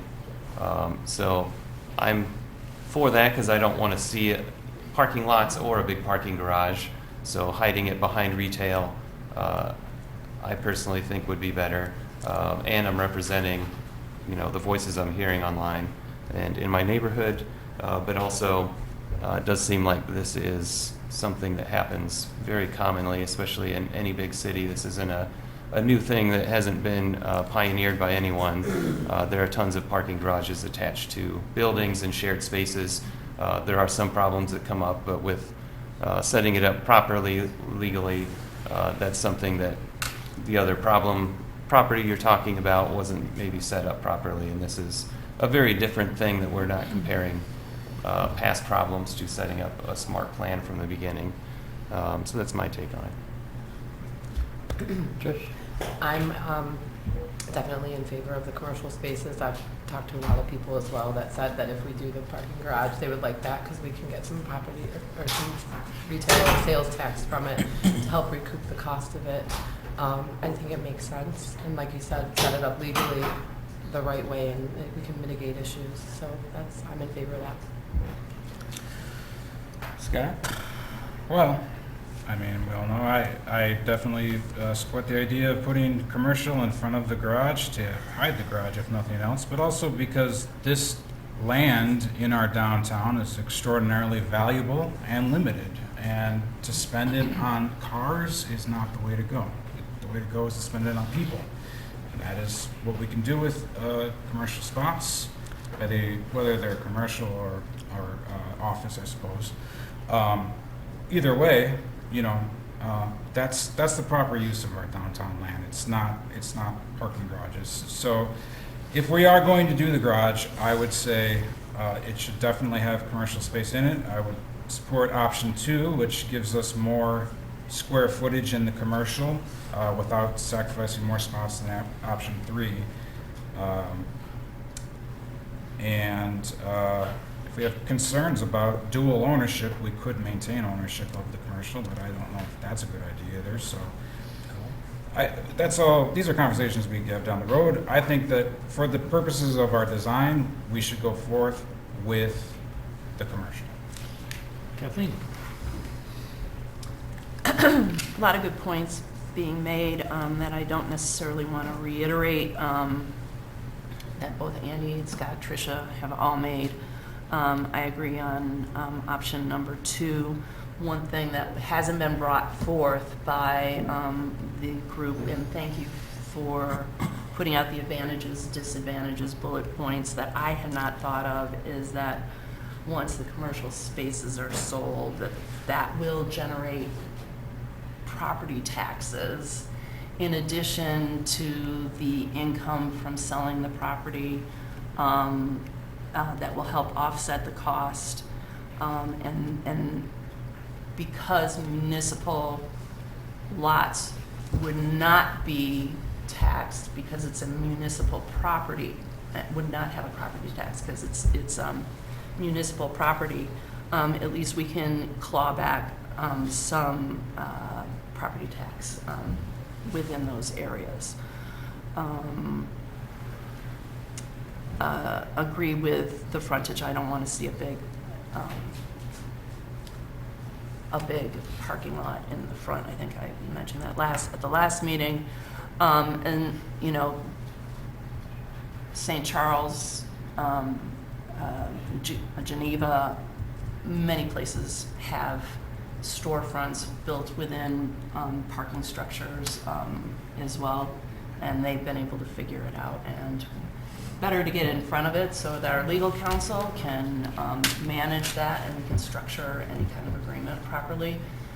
Again, the problems we're having with the other structure was because there wasn't a proper agreement, a legal agreement and follow-up and execution on all parties' parts on that. So that's all I have to add. Sarah? Probably the wrong person to talk, because I think spending $6 million on a parking garage in any way, shape, or form when we have lead service lines coming up is a mistake. But it's, if we're going in the direction of a deck, I think, I appreciate the work that's gone into trying to figure out the commercial space. I think it's one way to gain more revenue from this so that we can have more paid for. I know that there's no intention to have our residents pay for it. I know that our residents' property taxes don't actually go to the function of the village except for the police pension fund. So that is a thing that's, the residents' property taxes wouldn't go to it anyway, but it is just a pile of money when we have other big projects. That I know we need parking, but putting in a deck is just still so insane to me. So, if it's got to be a deck, I say make it one with commercial space, but I'm not the one to ask because I don't think it should be a deck. Okay. So, sounds like the consensus is to go with one with the commercial spaces. If we do a deck. We're not deciding on the deck today, but if it were to be done, it would have And I would invite as option 2. I would invite the public to let us know what you think, because this is affecting all of us. We've got 126 spaces on street in our downtown right now. And we have the potential to add, if we were to do this right, at least 160, closer in, depends on how we go, even up to 190 spaces. And while that may seem like a lot, again, I'm trying to think of what we're going to need down the line. And if we're going to talk about the continued growth and viability of the downtown, and we're going to need to have a place for people to park. There was talk of expanding north of 311 on Barrington Avenue, the DC Cobb building, and that's all well and good. That's potential. There's a 12.5, like I said, acre footprint up there. We're certainly not going to suggest that we pave that over and it'd just be one 12-acre parking lot. That would be absurd. But there's going to be possibility of residential, other mixed-use purposes, which would call for more parking up there as well. But just expanding the flat lot that we have there right now, while it might help, I don't see that if we were to continue developing further north, that the need for parking would go down. So this particular space here, this option at 110 North River, I think is a good way to go. We're talking about the development of the Doderline Lumber Company lot, and we have been approached by a number of people who have had some very interesting ideas, one of which would require a significant amount of parking, and one that has communicated to us that this deck is going to be a deal breaker for the development of that lot. And so I think to myself, this is exactly my point. For the future, if we're going to go with something like this, we need to put, our ducks in a row and do it in the right way and apply a little foresight. And, somebody said St. Charles, we're not them. No, we're not. But we have the potential to be. I mean, not to the size, certainly, but we do have the potential to make East Dundee the jewel of the Fox Valley. It's small, but man, it's a valuable site, and it's got a lot going for it. And if we plan ahead and we do it the right way now, we're going to ensure the success of those moves. And I don't think that this is something that we should discard at all. I really believe in this. And now, the idea of the commercial and the as opposed to not commercial, again, my main objection is the idea of mixing public funds with private. That's going to be fraught with disaster, mark my word. So I don't know. I guess then, for discussion purposes, I think we're. Do you have what you need? Yeah, I'm. Erica, do you have? I do, yes, thank Erica, you. you do? Great, okay. So that's going to then take us to. I was just going to add one thing please. when you're finished. Oh, go ahead. Oh, just to clarify the process, so we are currently under contract for the design of the garage. So now that we have clear direction to add the commercial space, we will continue working with the consultant to refine the design. When the design is complete, we will return to the board when there will be a vote to decide, yes, move forward with construction, or no. So that will happen probably in April, and if the vote is to move forward, I believe the schedule proposes breaking ground in July and then completing before the end of the year. Cool. Great, thank you. I just. In the meantime, Just call I us. just- I have one other thing. Sure. I just looked at Frank. And are there zoning changes that need to be addressed with this, number one? If there is, we'll address that when the time comes. I'm just, we've got a lot of residents that don't feel like they've been communicated to about something that's been around for a year. That you're gonna now kind of draw plans for, right? That's what you were gonna vote to spend more money on it? We don't even know about. Well, Precisely. Right. Just to really kind of give a quick rundown on the expense or the financing, the funding of this particular project, about a third of it, roughly, has already been raised from grants from other governmental units, state of Illinois, specifically. And the rest of it, we have a business development district in the downtown, which generates currently about $450,000 a year. It allows us to tag on 3/4 of a point onto any sales of any of the businesses in the downtown. That money, like I say, generates about $450,000. If we were to go out and borrow $3.5 or $4 million, logic would suggest we could take that entire amount of money, which has to be spent in the district, by the way, and put that on the loan. It wouldn't come out of the general fund. It wouldn't come out of the taxpayers' pockets. We won't have to raise property taxes. We won't have to raise sales taxes. We won't have to do really anything, but we could earmark that funds for this particular purpose. Now, right now, What could those same funds go to other, these trucking and get the semi-trucks out of the neighborhood? that's in the works. 1 acre could fit 160 cars.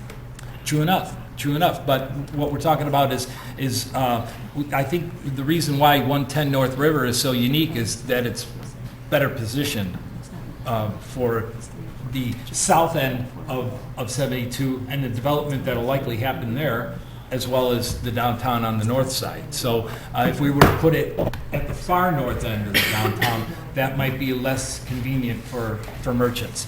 But we're not going to have to raise property taxes to make this happen. We're not going to go into the general fund. We're not going to have to put metered parking in or anything like that. It's coming from funds that are coming into the town right now anyway. Now, there is the argument that should be made and could be made that the $450,000 that we're getting from the BDD currently is being earmarked for other purposes, and about $100,000 of it is.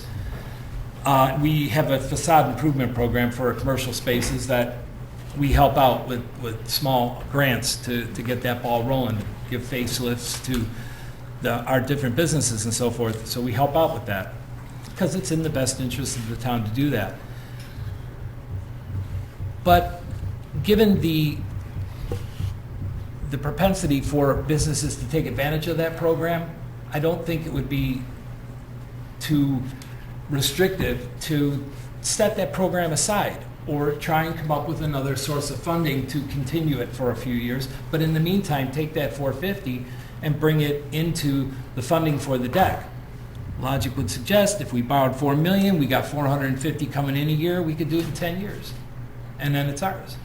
And then we haven't had to raise any funding or taxes or anything to bring this about. There are, in the works, some other revenue-generating sources that we're looking to that might even shorten that financing or funding scheme. And if we can shorten the idea or the time that it's going to take to pay that off, so much the better. So I really believe that this is something that we need to look to. Frank, I respect your opinion and as much as anybody's. You and I differ on this, and we've had a number of conversations on it. And but if it were a situation where we had to dip into the general fund, if it were a situation where we were, suggesting to raise property taxes or raise sales taxes to make this happen, man, that'd be a completely different argument, and I would have a big problem with that idea. But since that isn't the case, I think this is a unique opportunity for East Dundee to solidify its future, and I really believe we should look to it. So call your trustees, folks. Give us a buzz. Let us know what you think. It's hard for us to get ideas. It's hard to get a feel for what you think if we don't hear it. Send us an email. Give us a call. Let us know. It's critical because this is the life of our town, and so we appreciate it. We really do. So we're going to move on here with item C. If we could have a motion. I'll make a motion to approve an ordinance authorizing execution of a development agreement by and between the Village of East Dundee and Military Enterprises LLC, 406-408 Barrington Avenue. Second. Okay, this is the one that brought in the crowd. Do we Hi, Joe. have any? Oh, Mr. Billeteri, if you would. Sir, my name is Joe Billeteri. I'm yours. no longer a resident, but I have been a resident in this town for 4 years. So I want to go back and do a little history here. Because I've come to this town with various ideas. One of them, I bought the land where the parking garage went, and they came after me. This nice little town, all beat up on me, to make me sell this to somebody, which we all know who, ultimately. And then, so I come here with various programs. You guys tell me what you want, and I come back and I try to do it. And then what happens is the neighborhood comes in because they've been here 30 years. I respect that. Our projects in this community bring in $300,000 worth of taxes. And this little lot that everybody's talking about will be, based upon our conversations with you guys, matching the neighborhood, bringing in a beautiful product, not underparked by any means. All our residents configure, because that's the code, and we follow the codes. And this is something we've been working really hard on to bring to you guys and bring to the neighborhood. Now, that neighborhood in particular, there's some really beautiful homes, but there's some real crap over there. What our job is, as developers, is to bring in projects that fit in the neighborhood and benefit, because if this project comes in, it'll benefit everybody around it, and home values will go up. So, yes, I understand it's 20 apartments, but it's also 2 buildings. So it's not 20, it's an 8 and a 12. And I think we've done everything you've asked. One of the other things unfortunately, a lot of people don't understand how the TIF works. The land produces no taxes for Nothing. 50 years. Yep.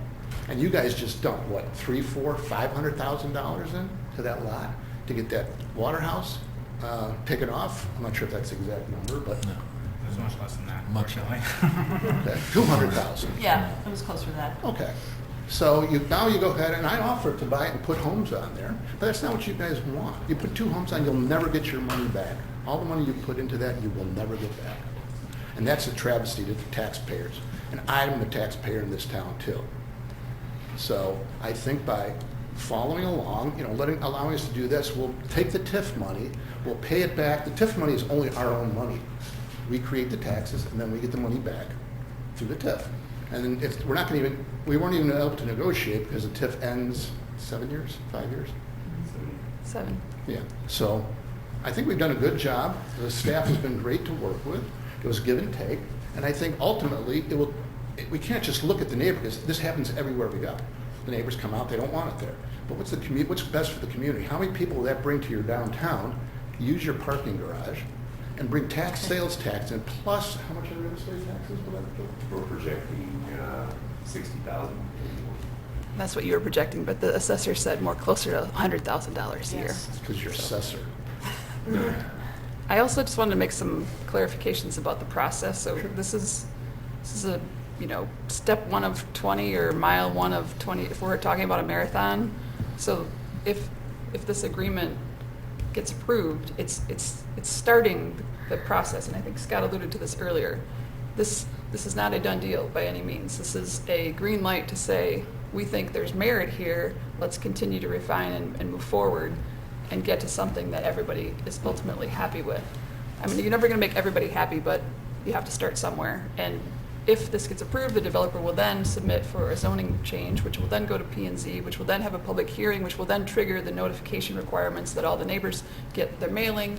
And then there will be the public hearing, and then P&Z will make a recommendation to the village board. It'll return to the village board for more public input, and then there will ultimately be a vote. So this is a process. It's not tomorrow we're going to put a shovel in the ground. This is, we did do an RFP. It was publicized.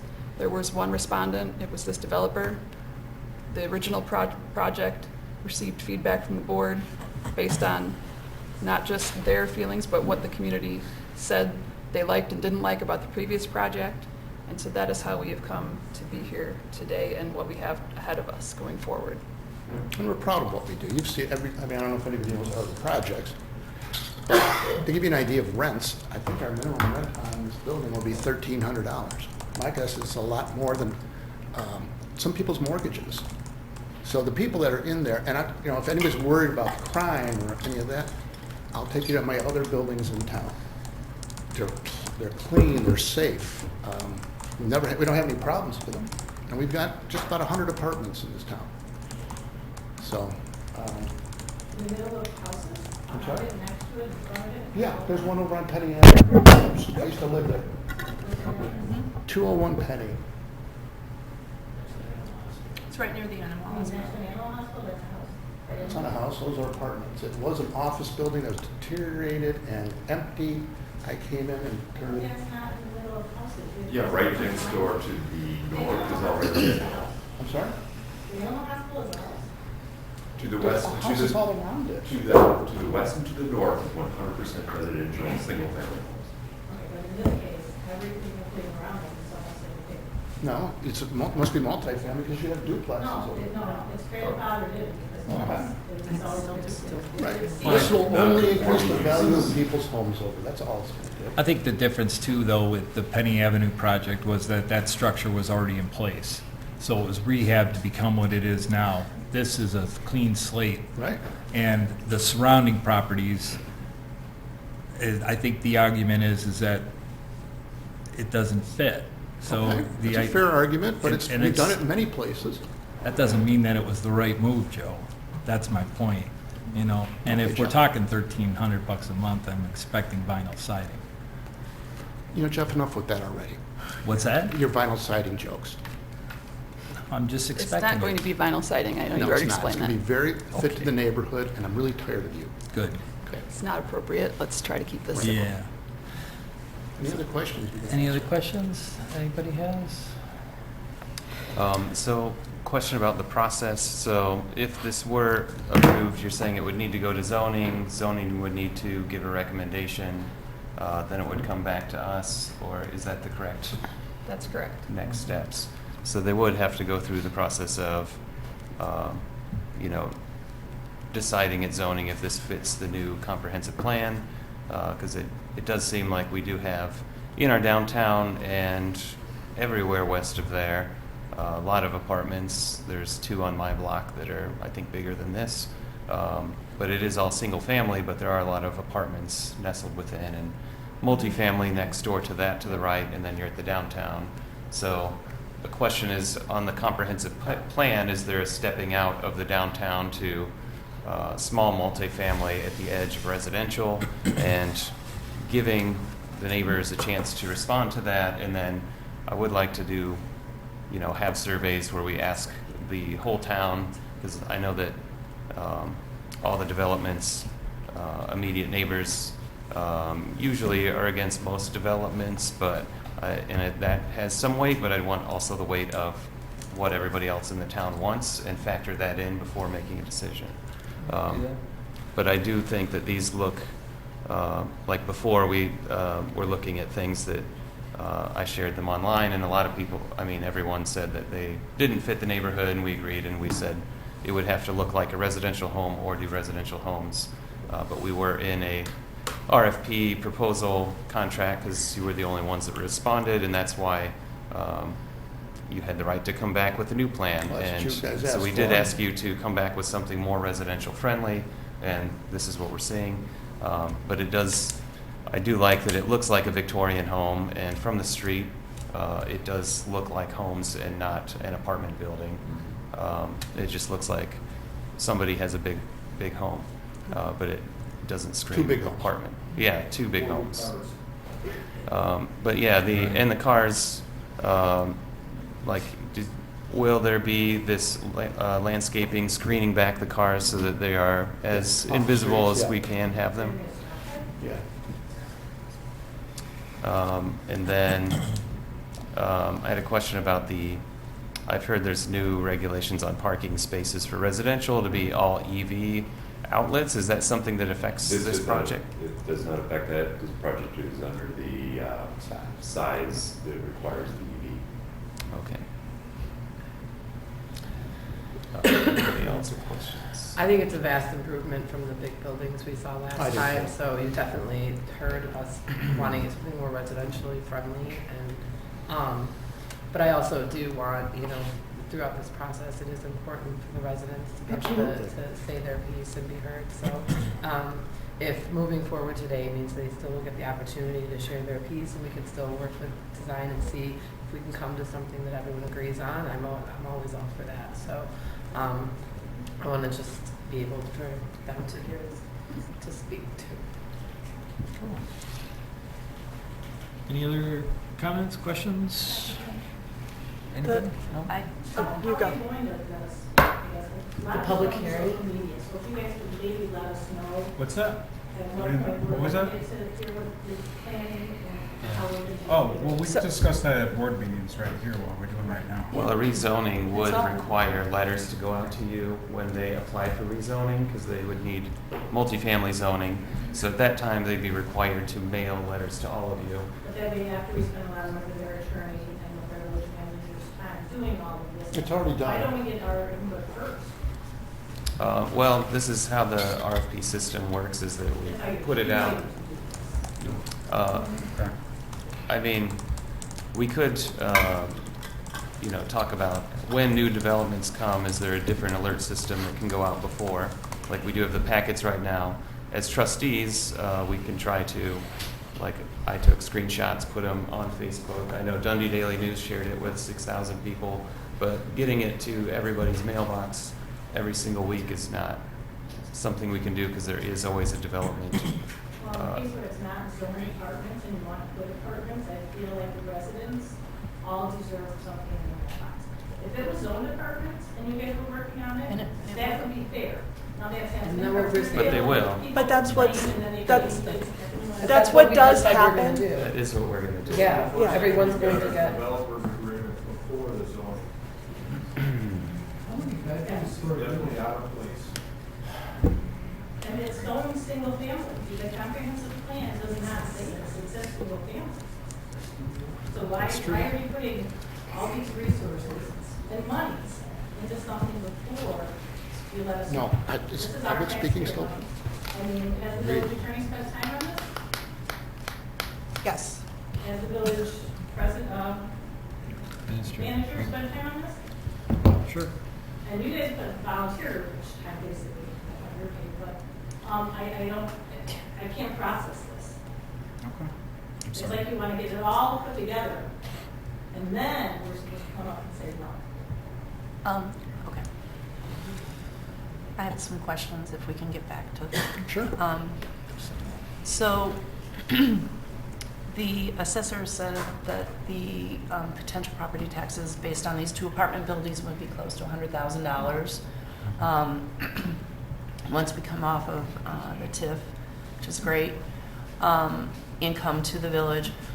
By comparison, because there are some people here that are saying, right now, we would be looking at a two single families.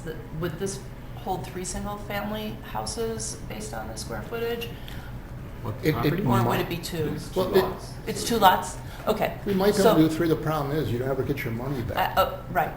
So I'm trying to Please stop. Just please. Hold on, Please. hold on. Go ahead, Ken. Thank you. So there's 2 properties, or there's two parcels. Correct. That 2 single-family houses could be built on. And so, just going for round numbers and understanding kind of where things are, they're going to be, the property would have a nicer, I don't know what you guys are paying in your property taxes per year, but let's say $10,000 per property. So you'd be looking at $20,000, which is probably more than what it would actually be. So there's a net gain of 80 grand a year in property taxes alone, not to mention spending within the village by the tenants. Okay, so that's number 1. Number 2, on your drawing on page, I guess it's page 31, where you're showing, what the plat looks like. You've just got the drawing for the 1 12-unit building. Do you see the 8-unit building, which is west of the parking lot? Yeah. Is that going to be about the same, take up the same amount of space on the property? It's a little bit smaller. It's 8 units versus 12. Okay. So it's 1/3 smaller of a building. Right. Primarily in length. 8 feet narrower. Right. 1/3 less than that. Okay, so you're going to have a little bit more space along the back. I'm thinking of neighbors.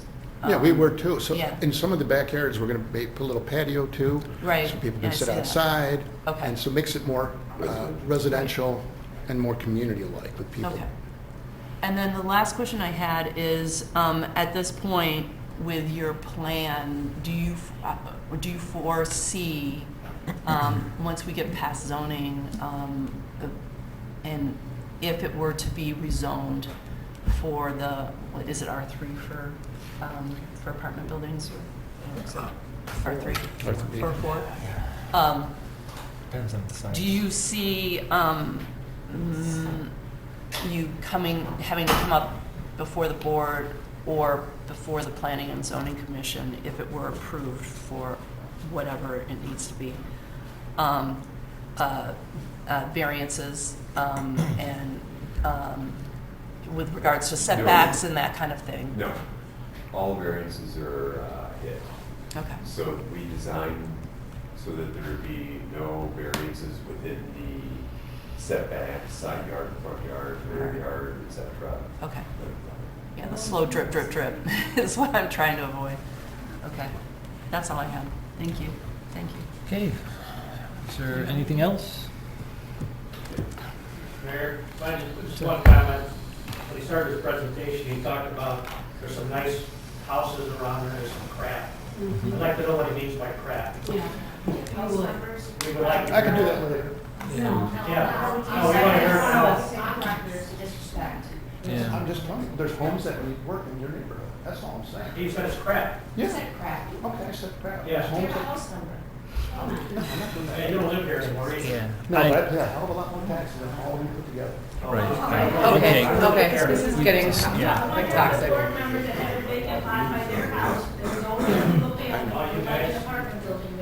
You have an apartment building with 12 units in it in the spot of one house. That's what they're saying. I actually have apartment buildings to both sides of me. Right. I have an apartment building on both sides. Was it there when you bought it? Yeah. Okay, well, these people have lived there for 30 years, and it's zoned 50 years. 60 years. I understand. Looking at changing the zoning. I understand what all of you have said. I really do. This is the first step of the process. We have not voted yet. Please stop interrupting me. We have not voted yet. This meeting has been not very well handled with a lot of yelling. Please stay calm. I understand that you're frustrated, but it's frustrating on our end too with all of the voices getting screamed at us. One at a time, we've heard what you said, we've heard what they've said, we have not voted yet. I'm fine either voting tonight or tabling it just to the next meeting to have slightly clearer heads about this, but this, the yelling is not productive. It's okay, and it's not you, it's everybody. It's everybody, but it's just not productive. And I want to make sure we have productive conversations when we have conversations. So the yelling isn't productive. It immediately gets me defensive, and then I don't listen as well as I need to. So productive conversations. As a board, we can either table tonight so that we can discuss more. This has been a great presentation. I agree. You took what we asked for, and you gave us what we as a board talked about. These are great. These are much improved. I agree. We also do need to listen to the residents, and again, it's step one in the process. We have a whole bunch of things. We're going to do the surveys. We're going to have all the things that need to get done, but we have to listen to the neighbors and listen to the rest of the residents and listen to what this could bring to our community and listen to a lot of things. So again, I want to maintain a productive conversation. I do appreciate all of the feedback that we've received. I just wanted to take it down a notch really fast. Sorry. I'd like to say really quick too, like we are absolutely hearing you. Also, any intent is never to blindside. I knew that this was on when I got the packet on Friday, so that's when I found out that it was on the agenda, and that was no intent, I know, to blindside us as well. But just I'm a resident. I love my town. I want to do what's best for the town. So just please know that that's where we're coming from as well. So. We would all appreciate tabling so we can all get caught up. I'm comfortable with that. Okay. Okay. There'll be a lot of communication though, Peg, trust me on that, So, do we want to make a motion to postpone to the first meeting of March?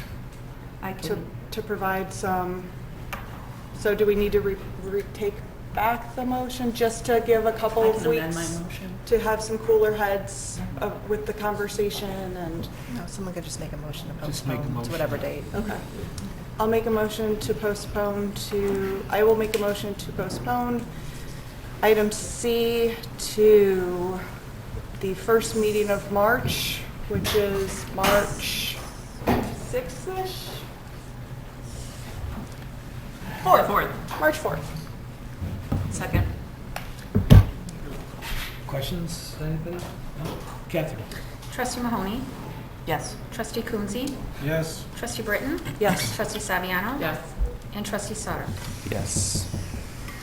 Okay, that'll take us to item D, if we could have a motion. I'll make a motion for discussion and consideration of potential, oh wait, sorry about that. Motion to provide advice and consent to the appointment of Liz Cohn to the Arts Council for a 3-year term, including in the year 2027. Second. Do we have the applications for these? I was told they were submitted, so I don't know. I have not seen them. I had questioned Bronco, and he said he has not received any. He checked this morning again. Well, I can quickly call these people. If we want to table these, we can till No. the next go-around. Want But, table? No. you know, it's, No, I think we have Either two way. people that have put our heart and soul into the Arts Council, and we've given recommendations, and Mhm. instead, we were brought forth with two people that we've communicated and have not filled out the form. And right now, we have 5 members of the Arts Council that show up at every meeting and are very dedicated, and I'm already getting a bad taste in my mouth with the amount of communication. So I would appreciate if you saw how successful our event was, if you would trust our recommendations. Leaning on the Here. legs. Oh, there you go. Oh, no! We're having a disco. Hang on. There we go. Got it. You're fine. Just lean a little to the left. So that's my 2 cents. So I'm not comfortable with. So That's why I would like to vote. what would My vote your... is no. So do you No to want table? to keep the Arts Council to the current number of members? Yeah. Do you want to just say no to these? And what is the end goal? Yeah, I had concerns as well. I did email and let you know that I didn't get an application, and I've reached out to both I was through told they- email, and neither responded to me, so it's, Okay. they might be great, great people, but just like the concern of not being involved enough, seeing other councils having issues with attendance and people not being, Well, you know, these putting the individuals time and aren't energy on- into it. on the board yet. You know, if you don't want to add to the initial or the original number of members on this council, that's a different conversation. No, I But- do. I have recommendations that have been ignored. I didn't get a response. So I would like to move forward with this vote and then the next one, and then I would like you to actually hear our recommendations, because we've been the ones, boots on the ground, doing it. So that would be What does really that mean? I respectful. mean, for your conversations with these two individuals, you don't feel either They're, one was they're not qualified? responding. I mean, there was no response after reaching out. And they didn't fill out the And application no after we application asked. I filled mean, out. I think already I don't know that's that the case. dedication isn't I was there. told they did. They told me But they did. There So I wasn't don't one know. on there. Huh? We were told today that it was not, there was nothing on Bronco, file. Bronco emailed them Yeah. last week to say that the ordinance was in place, that we need to have an application. Well, right, and these actual, And he emailed them again to Okay. say, hey, get that in, and here's your link, and there's no response. So, okay, I don't know what to tell you you. know, I mean, I don't know what, I don't know what to tell you either, but what concerns me even more is you've got your two trustees from the Arts Council Mhm. who have been very successful Mhm. in the projects and that they've launched, the events that they've had, and they have put forth one or two names, one name Well- for, please let me Yeah. finish, okay. one name Mhm. as a recommendation for a volunteer who's not on the committee now, that has put in an application, who has volunteered, who has followed up to see if she is still in consideration, and she's a very strong volunteer. So I don't understand why you wouldn't make your life easier and Just give in accept to the you help. and just say, hey, we're gonna 80-60 not about- appointment process altogether, disrespect or no. You No, know, no, it's I- really condescending that this would be the That's approach not that you take. condescending at all. Yes, I'm it bringing is. it out into the open. I know you are, and I appreciate that, And- but the fact is and- that the appointment I mean, process Jeff, one rests of with the the- one of president. your appointees And is every your time daughter. there's It's a... your daughter. It- You appointed. Yes, You ignored I did. a very positive recommendation from someone that had extensive experience volunteering in this town to put your daughter up, who is non-responsive. And not a resident. I don't think that that is wild Okay. for us to say that we're going to vote no on this. Not a problem. Then bring it to a vote. If that's Call the what you want to question. do... Call the question. Call the question, there's a good one. If you want to vote, vote. If you don't want to vote, don't vote. The appointment process rests with this chair, Trish, that's all I'm saying. And I've been trying to put up people, I've got a whole boatload of people to Why are you consider. going to take a recommendation? Well, from if the two? question's called, Okay, it yeah, ends it's called. debate, Right. so. Yep. Trustee Thank Mahoney? you. No. Trustee Coonsey? No. Trustee Britton? No. Trustee Saviano? No. Trustee Sauter? No. Okay, that'll take us to item E. If I could have a motion. I'll make a motion to provide advice and consent to the appointment of Jordan Johnson to the Arts Council for a 3-year term concluding in the year 2027. Second. Questions? Comments? I'd like to table this until we can get a postpone until March 4th. That would be great. If we get a application Okay. I don't know what would be the from, cyber block between them and the village, but I was told, I spoke to both these individuals, and they said, yes, they submitted the application, so I can only assume that it went through, but if we're being told we haven't received it, I don't know that it can really be suggested that it's, complacency on the part of the candidate, but if that's Did you how it's not get an viewed. email from me saying that I we saw didn't your have email, these? yeah, Or, I did. and I emailed you and they this morning. haven't I responded saw to our that emails? Yes, and all I can say is, you know, I'm being told one thing, it's a he said, she said kind of thing. So I don't know if we want to give these individuals an opportunity to send them one more time, let's do that, you know? So, No, just the one.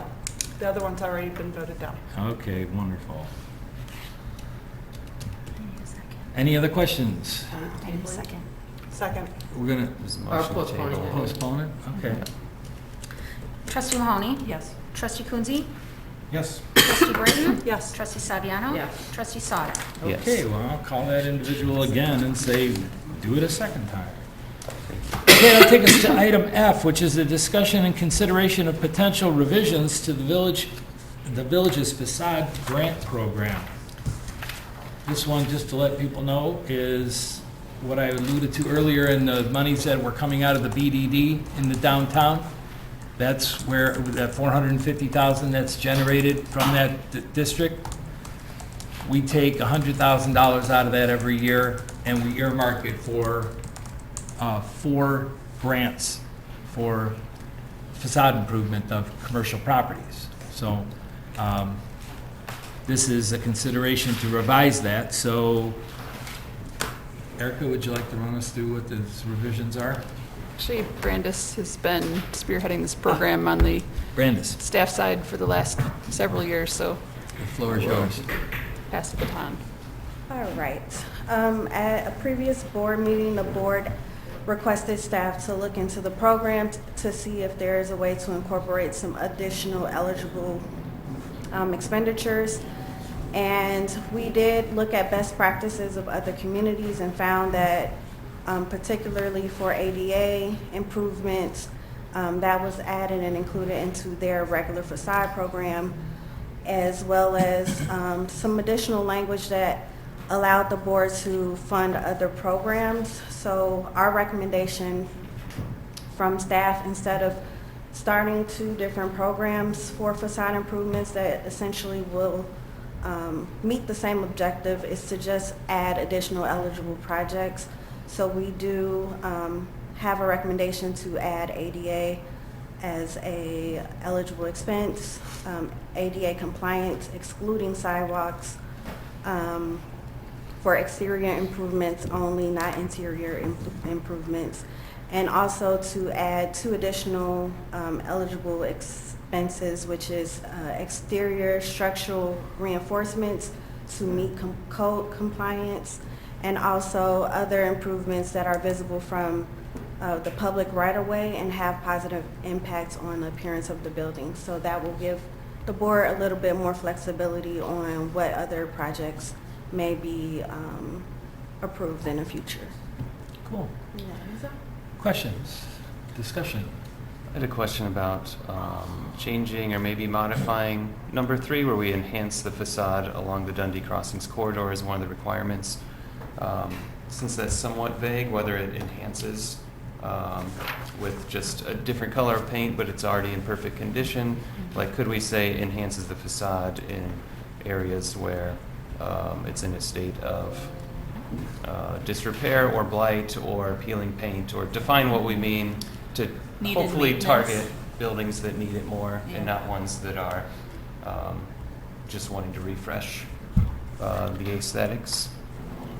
Yeah, I agree. In fact, that, along with the idea that we're going to include monies made available for this program for buildings to now become code compliant, I struggle with that. Because if you've got a building that is not code compliant, it has nothing to do with facade improvement. And that's really kind of a departure from what this program is meant to do. It's not meant to bring into code the structure. Right, well, we're looking to change the So- program, that's what this discussion is about. Right, so I wouldn't wanna, I would wonder about that, including that, so. Chris, can you speak to if there are facade issues that would be non-code compliant that would need to be addressed for repair? Well, I think what President Lyons is alluding to is that if there were violations, that they would have to fix them regardless of whether they got a facade grant or not. Got it. Okay. I understand. So Brandis, in the other communities where this is part of their sort of grant program, as you said that you'd researched, do they call it something else? No. Or is it's just part of their facade grant? improvement, yeah. Okay, so this is lining up with what other municipalities do as part of a facade improvement. It's just they'll include things for Yes. compliance. Okay. So whatever changes we make, is this going to apply to this year's crop of applicants? Or would it go on towards next year? Because, well, I guess that's my question first. It's up to the board. I mean, one of the recommendations in the packet was instead of having a set time period where we open applications and close applications, where they would just be open all the time. We would just have a certain amount of funding set aside, and once that funding was exhausted, then, we could decide if we wanted to, close it for the year or keep applications on hand for the next year, or potentially, if there's money available, expand that year. Although it's not like we have a dearth of these coming in all the time. It's some years it's more, some years it's less. So I think it's a good suggestion Brandis came up with, to have it just be open. Yeah. And then it just allows for more flexibility, because our schedules don't always align with the business communities and when things come and go. So I don't know if I answered your question, but Well, I mean, yeah, I guess so. But I guess my point is, like, I think we should also maybe at some point have a discussion about, kind of scrapping this program, especially if we're going to try and apply these funds to a possible, infrastructure improvement like the parking garage, that, maybe this program just goes away then. But I think that we have it budgeted for this year, so we may as well, finish this year, and we're not going to need money for the garage this year anyways. So, I guess I'm just saying, if we're going to make all these changes, it should apply to this year, because next year we might not have this program. This is my only thought. And are we removing the requirement to have 3 competing bids? Is that too restrictive? That came up on the last one that we had. Or are we keeping that as a requirement? I think the last project that was approved was already beyond the process. They applied after the work was done, so I don't think it's restrictive, but we have had instances where maybe they're doing a specialized work and aren't able to get the 3 bids, so we would, be flexible in those cases. But if it's windows, you can get 3. Yeah. I think that's fair. Can we make that pretty clear in the language, though, just to make sure people know that, hey, if you're doing something very specialized, we understand you may not be able to accommodate 3 competing bids, but it's still the target. And to that point of the previous one was past the actual process, are we going to be enforcing the process going forward? Or is this, are we just going to say that the process doesn't matter? I think that is always up to the board's purview, but in the past, the process has always been followed. It's, in my experience and Brandis's experience, it's only not been followed with the most recent one. Okay. I like the process. Let's follow the process. Yeah. I'm a I process agree. person. So if we don't like some of the rules, we should just discuss and drop them, or add new ones, but then just stick to them. Yeah, we need to stick to what's there. We need to be transparent and fair and not just selective. Yep. I think the more information, the better. If we can get more quotes and rely on, rather than relying on just one, we don't know what's going on then. So I don't think it's too restrictive or, prohibitive to request multiple quotes. Yeah. I agree. Cool. All right. What else? Anything? No? Okay, great. Thank you for your work, Thanks, Brandis. Brandis. So, Brandis. yeah, we got direction on that then. Great. Okay, well then that'll take us to our reports. I'll start out. I don't want to steal the thunder of Andy or Trish, but I did attend the art show that we had at Black and Gray, and it was wonderful. It really was. I mean, my hat's off to everybody who worked on that, and I would really like to see that become an annual thing. I mean, it certainly had all the support, it seemed, and buzz around it to suggest that it could be an annual thing. And even expand it to an outdoor event sometime in the summer. There are a number of towns that have art shows that, are annual, and so I would love to be able to see us put something on the boards for that. So other than that, I have nothing, so we'll start with Andy. Thank you very much. I'll start with one thing that I was thinking of. The St. Patty's Day Parade is coming up. We do have the no parking signs for the winters because of the snow, possible snow. I was wondering if we brought that up with the parade is always gathered in that area near Rosie's. There's not a lot of parking and it is totally packed. And it seems like since there isn't snow on the forecast that maybe that's something that we could offer to cover up those signs and say that we give it a pass for this event to not restrict that area too much. For just the one day? Because it is also, the whole issue was around like emergency vehicle access, which is still problematic. So but just during the winter, so maybe, it seemed like that's because of the maybe snow. just pushes during the things in. parade. But yeah, I think just the day of the parade is when things are very packed. Those signs only go to March 1st, don't they? March No. 31st. March 31st. Oh, I'm sorry. Yeah, so we could bag them, I would think. Just the one. And you Because there's already we did it on North Avenue there are multiple streets in the neighborhood that have Where there's the staging. because they were all too small. I mean, there were already two streets that permanently had no parking on one side because they're too small. But now, so it's First, North, and Michigan we bag all of those. I think those are all. Yeah, and even like the Wendholtz, Lincoln. Those have no parking. Okay, those are fine. Those are permanently no parking on one side. Oh, okay. And have been. Yeah, because those are tighter. Yes, well, there. So yeah, the temporary ones that are meant for the winter, we certainly don't want to be unsafe to get emergency vehicles during the parade either, but it is targeted at the winter because that's when snow encroaches all the vehicles towards the center. Right. And we don't have that this year, so for the day of, maybe working with the parade committee. Now you've cursed us. It's going to snow 3 feet. Oh, yeah. Well, I guess, it is far enough out. But if there's no snow and we don't have issues like that. Makes sense. I'll leave the recap for you. But, well, I had one thing about I did talk to Black and Gray, and they said that they were busier than the first 3 hours of St. Patty's Day during our event, and it was a great hit.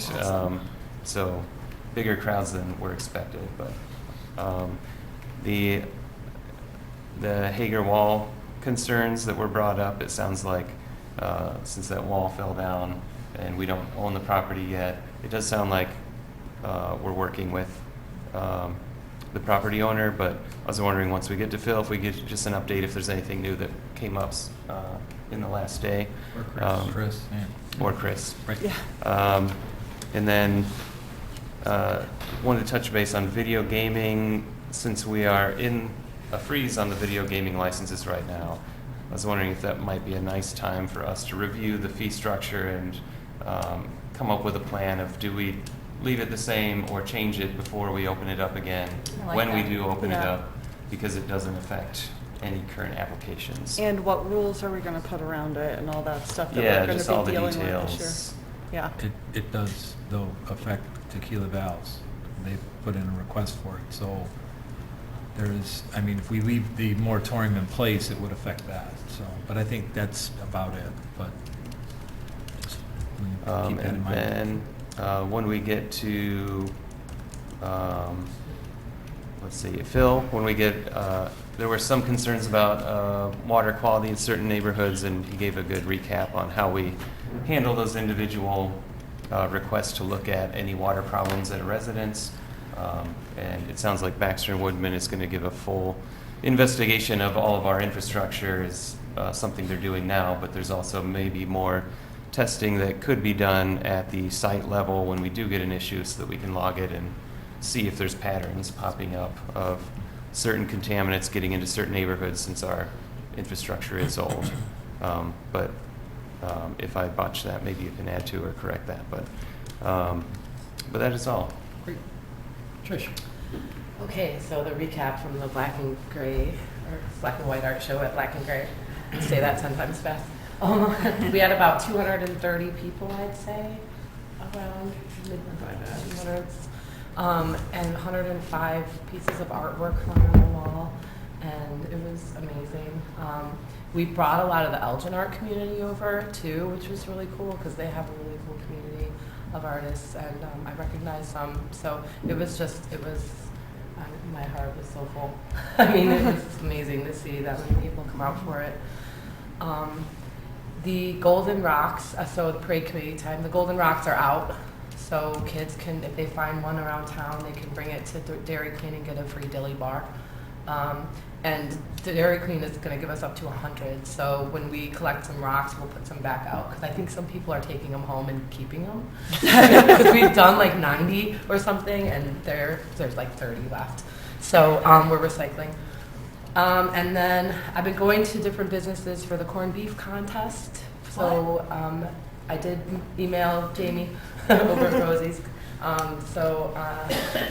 Yeah, I'm trying to get to all the businesses for the corned beef contest for the St. Patrick's Day Parade. Cool. So that's it. Good. Scott? Yeah, I guess I would just say about the water issue, there were a lot of comments on our own village Facebook page about people complaining about water. It just seems to be a from between our story and what these residents are saying. And I want to go back, from last year, I brought up the idea of maybe doing a survey. If we ask residents, where do you live and how's your water quality, we can maybe get a map of where people are having these issues specifically. Because it seems to be that it's, some people have problems and some people have no problems. So it'd be nice to know where these problems are concentrated beyond just what we see on Facebook and what we hear, but like actual hard data. I think that would be a good idea, personally. A GIS map, perhaps.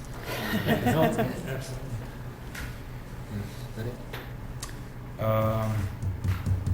Yes, that's all. Kathleen? Speaking of GIS and just looking at Caleb and the water quality issue, great job with the video on the water treatment and the water services that the village provides to the residences or residents. If you haven't seen it, I think there's a link on the website, and take a look. Black and White Art Show was amazing, and I kept saying I feel like I'm downtown in the city, because it was so well done and so well put together, and even Mockingbird with their catering, you guys thought of everything. What makes my heart really full is the fact that Chief also indicated there were no issues with that crowd. Not that I would expect one from them, but you never know. So that was really great.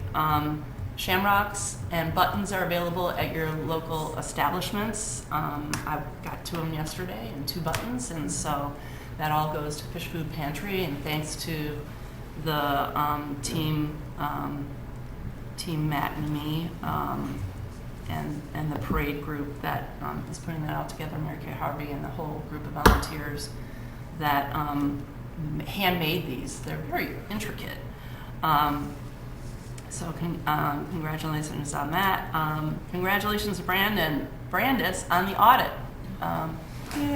for full year 23. And I just wanted to take a step back and acknowledge everyone that puts the budgets together, everybody that does the audits, and moving from the May to April calendar to a full calendar year. It helps everything so much in our planning, as well as our, what do you do when you forecast?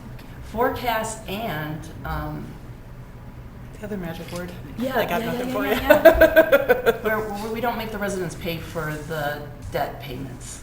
Abatement. Amen. Huh? Abatement. Abatement. Thank you. Very excited. Sorry, I have a cold if you can't tell. Ding, ding, ding. So thank you for choosing the hard thing, but it was the right thing to do. So thank you for everybody on that. I know it's been a lot. Also, congratulations to Catherine and Chief and Barb on the liquor license training.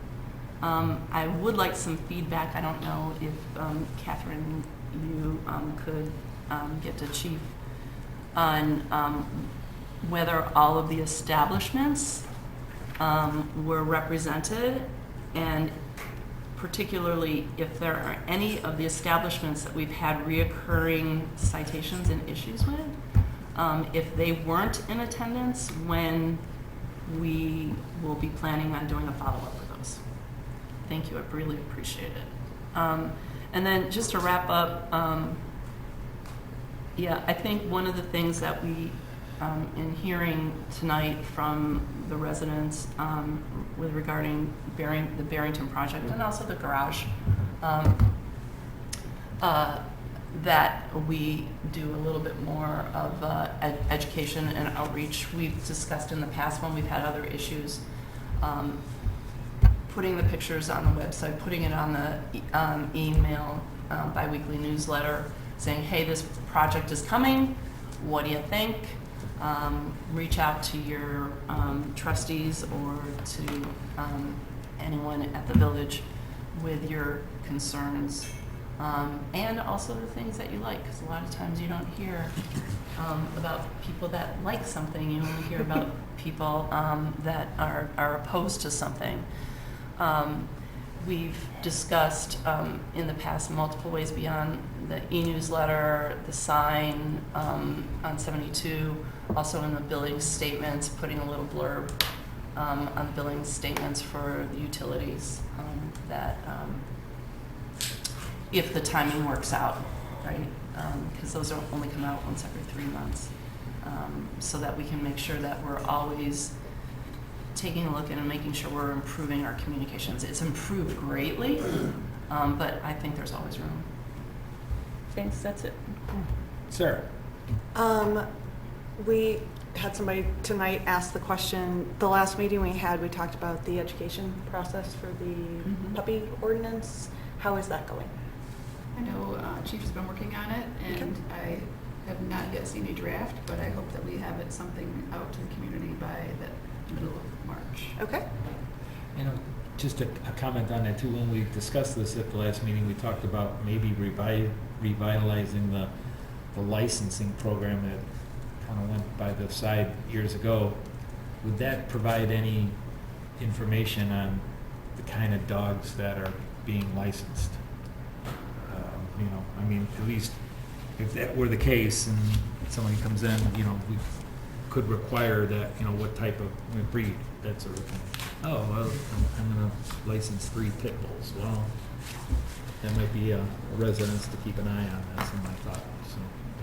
I think we said that we were going to go with our existing ordinance for now and reassess in 6 months. Yes. So, okay. Enforcement and education. Enforcement and education, and then reassess in 6 months. Okay.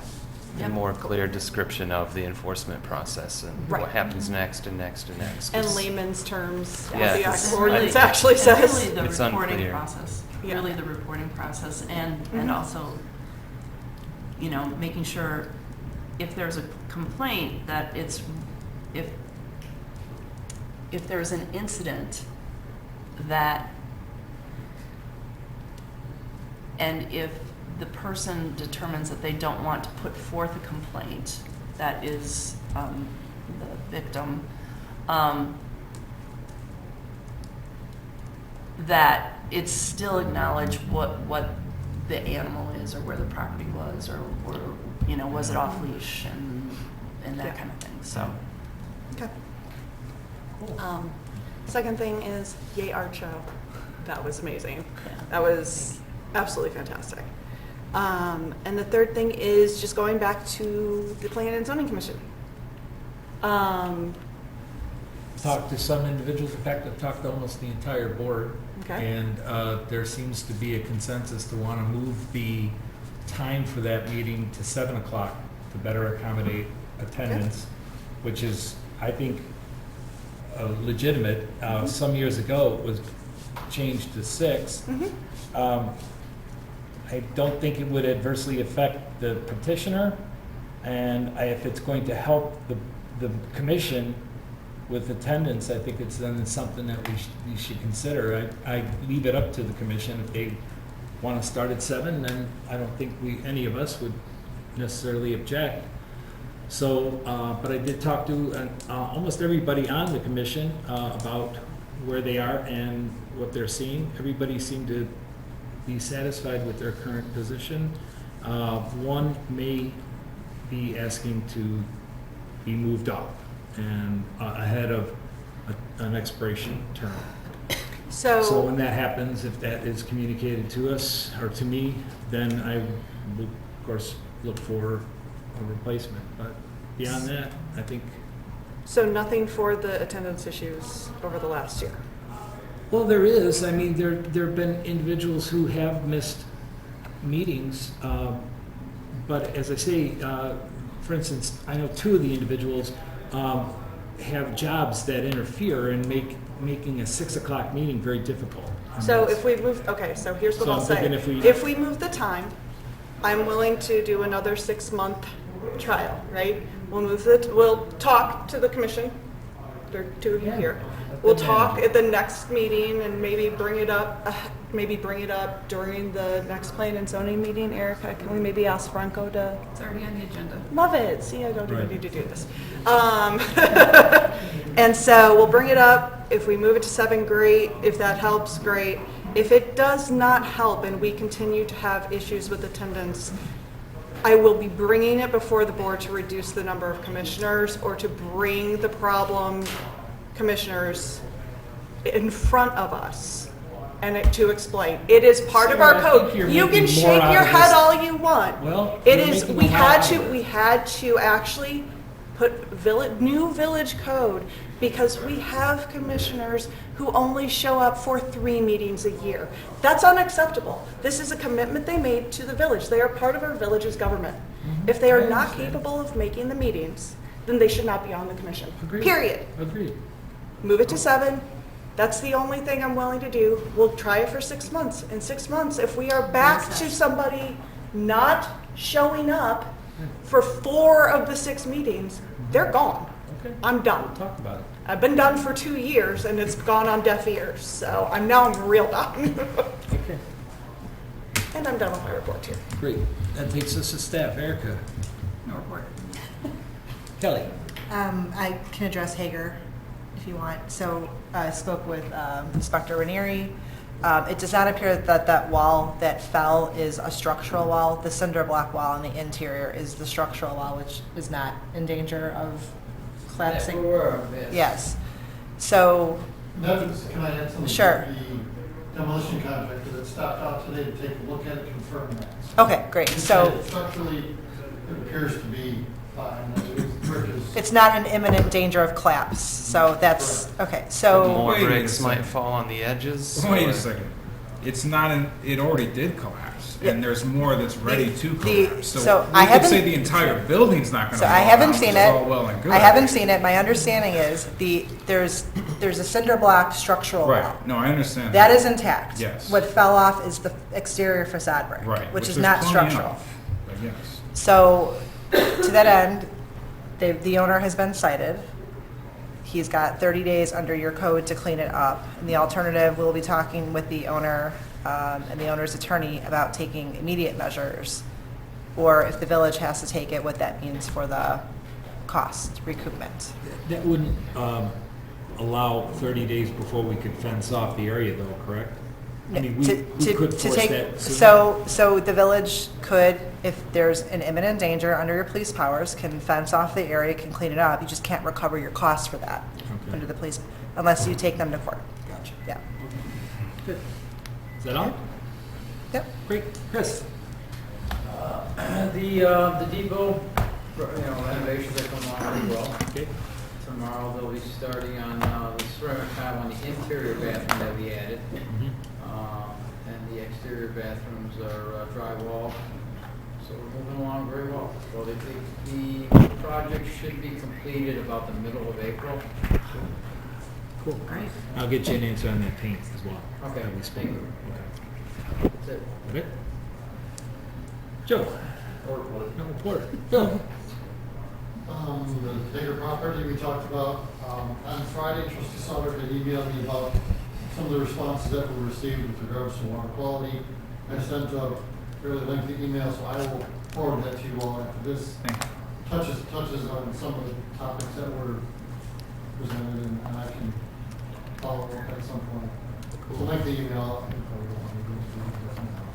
But yeah, it was very helpful, and yeah, I think everybody, I should have forwarded, but yeah, I'll let you do it. I should have. You know, Carpentersville's been recognized as having a very high quality water. And when I first got out of college, decades ago, I came back to East Dundee, but my water was actually supplied by Carpentersville. It was right on the border of Illinois. And even though it was an East Dundee address, it was Carpentersville water. It was significantly better. And that was, 35, 40 years ago. What are they doing? Because they're pulling their water out of the same ground we are. I mean, there can't be that much, from a geographic standpoint that would, have that much effect on the water quality difference. Is it a filtration effort, or what do you suppose? I mean, I'm just wondering if we can talk to them and see. Sure. Is there a magic pill there or something? Yeah, to talk to them. Yeah. There's a significant difference, but certainly I'll look into that. I don't know. Yeah, no. Food for thought. Is that it? Yeah. Okay.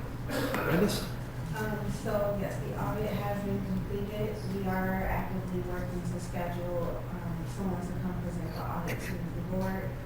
We'll start the studier audit in March. Right back at it. And then we plan to have the JRB meeting soon. We're just working on those reports right now. An unqualified opinion, correct? Yes? Cool.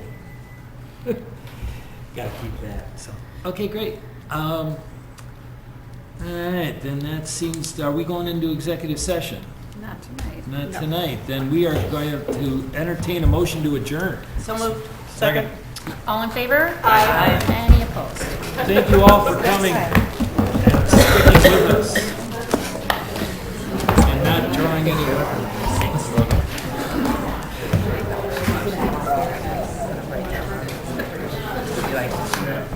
Thank you.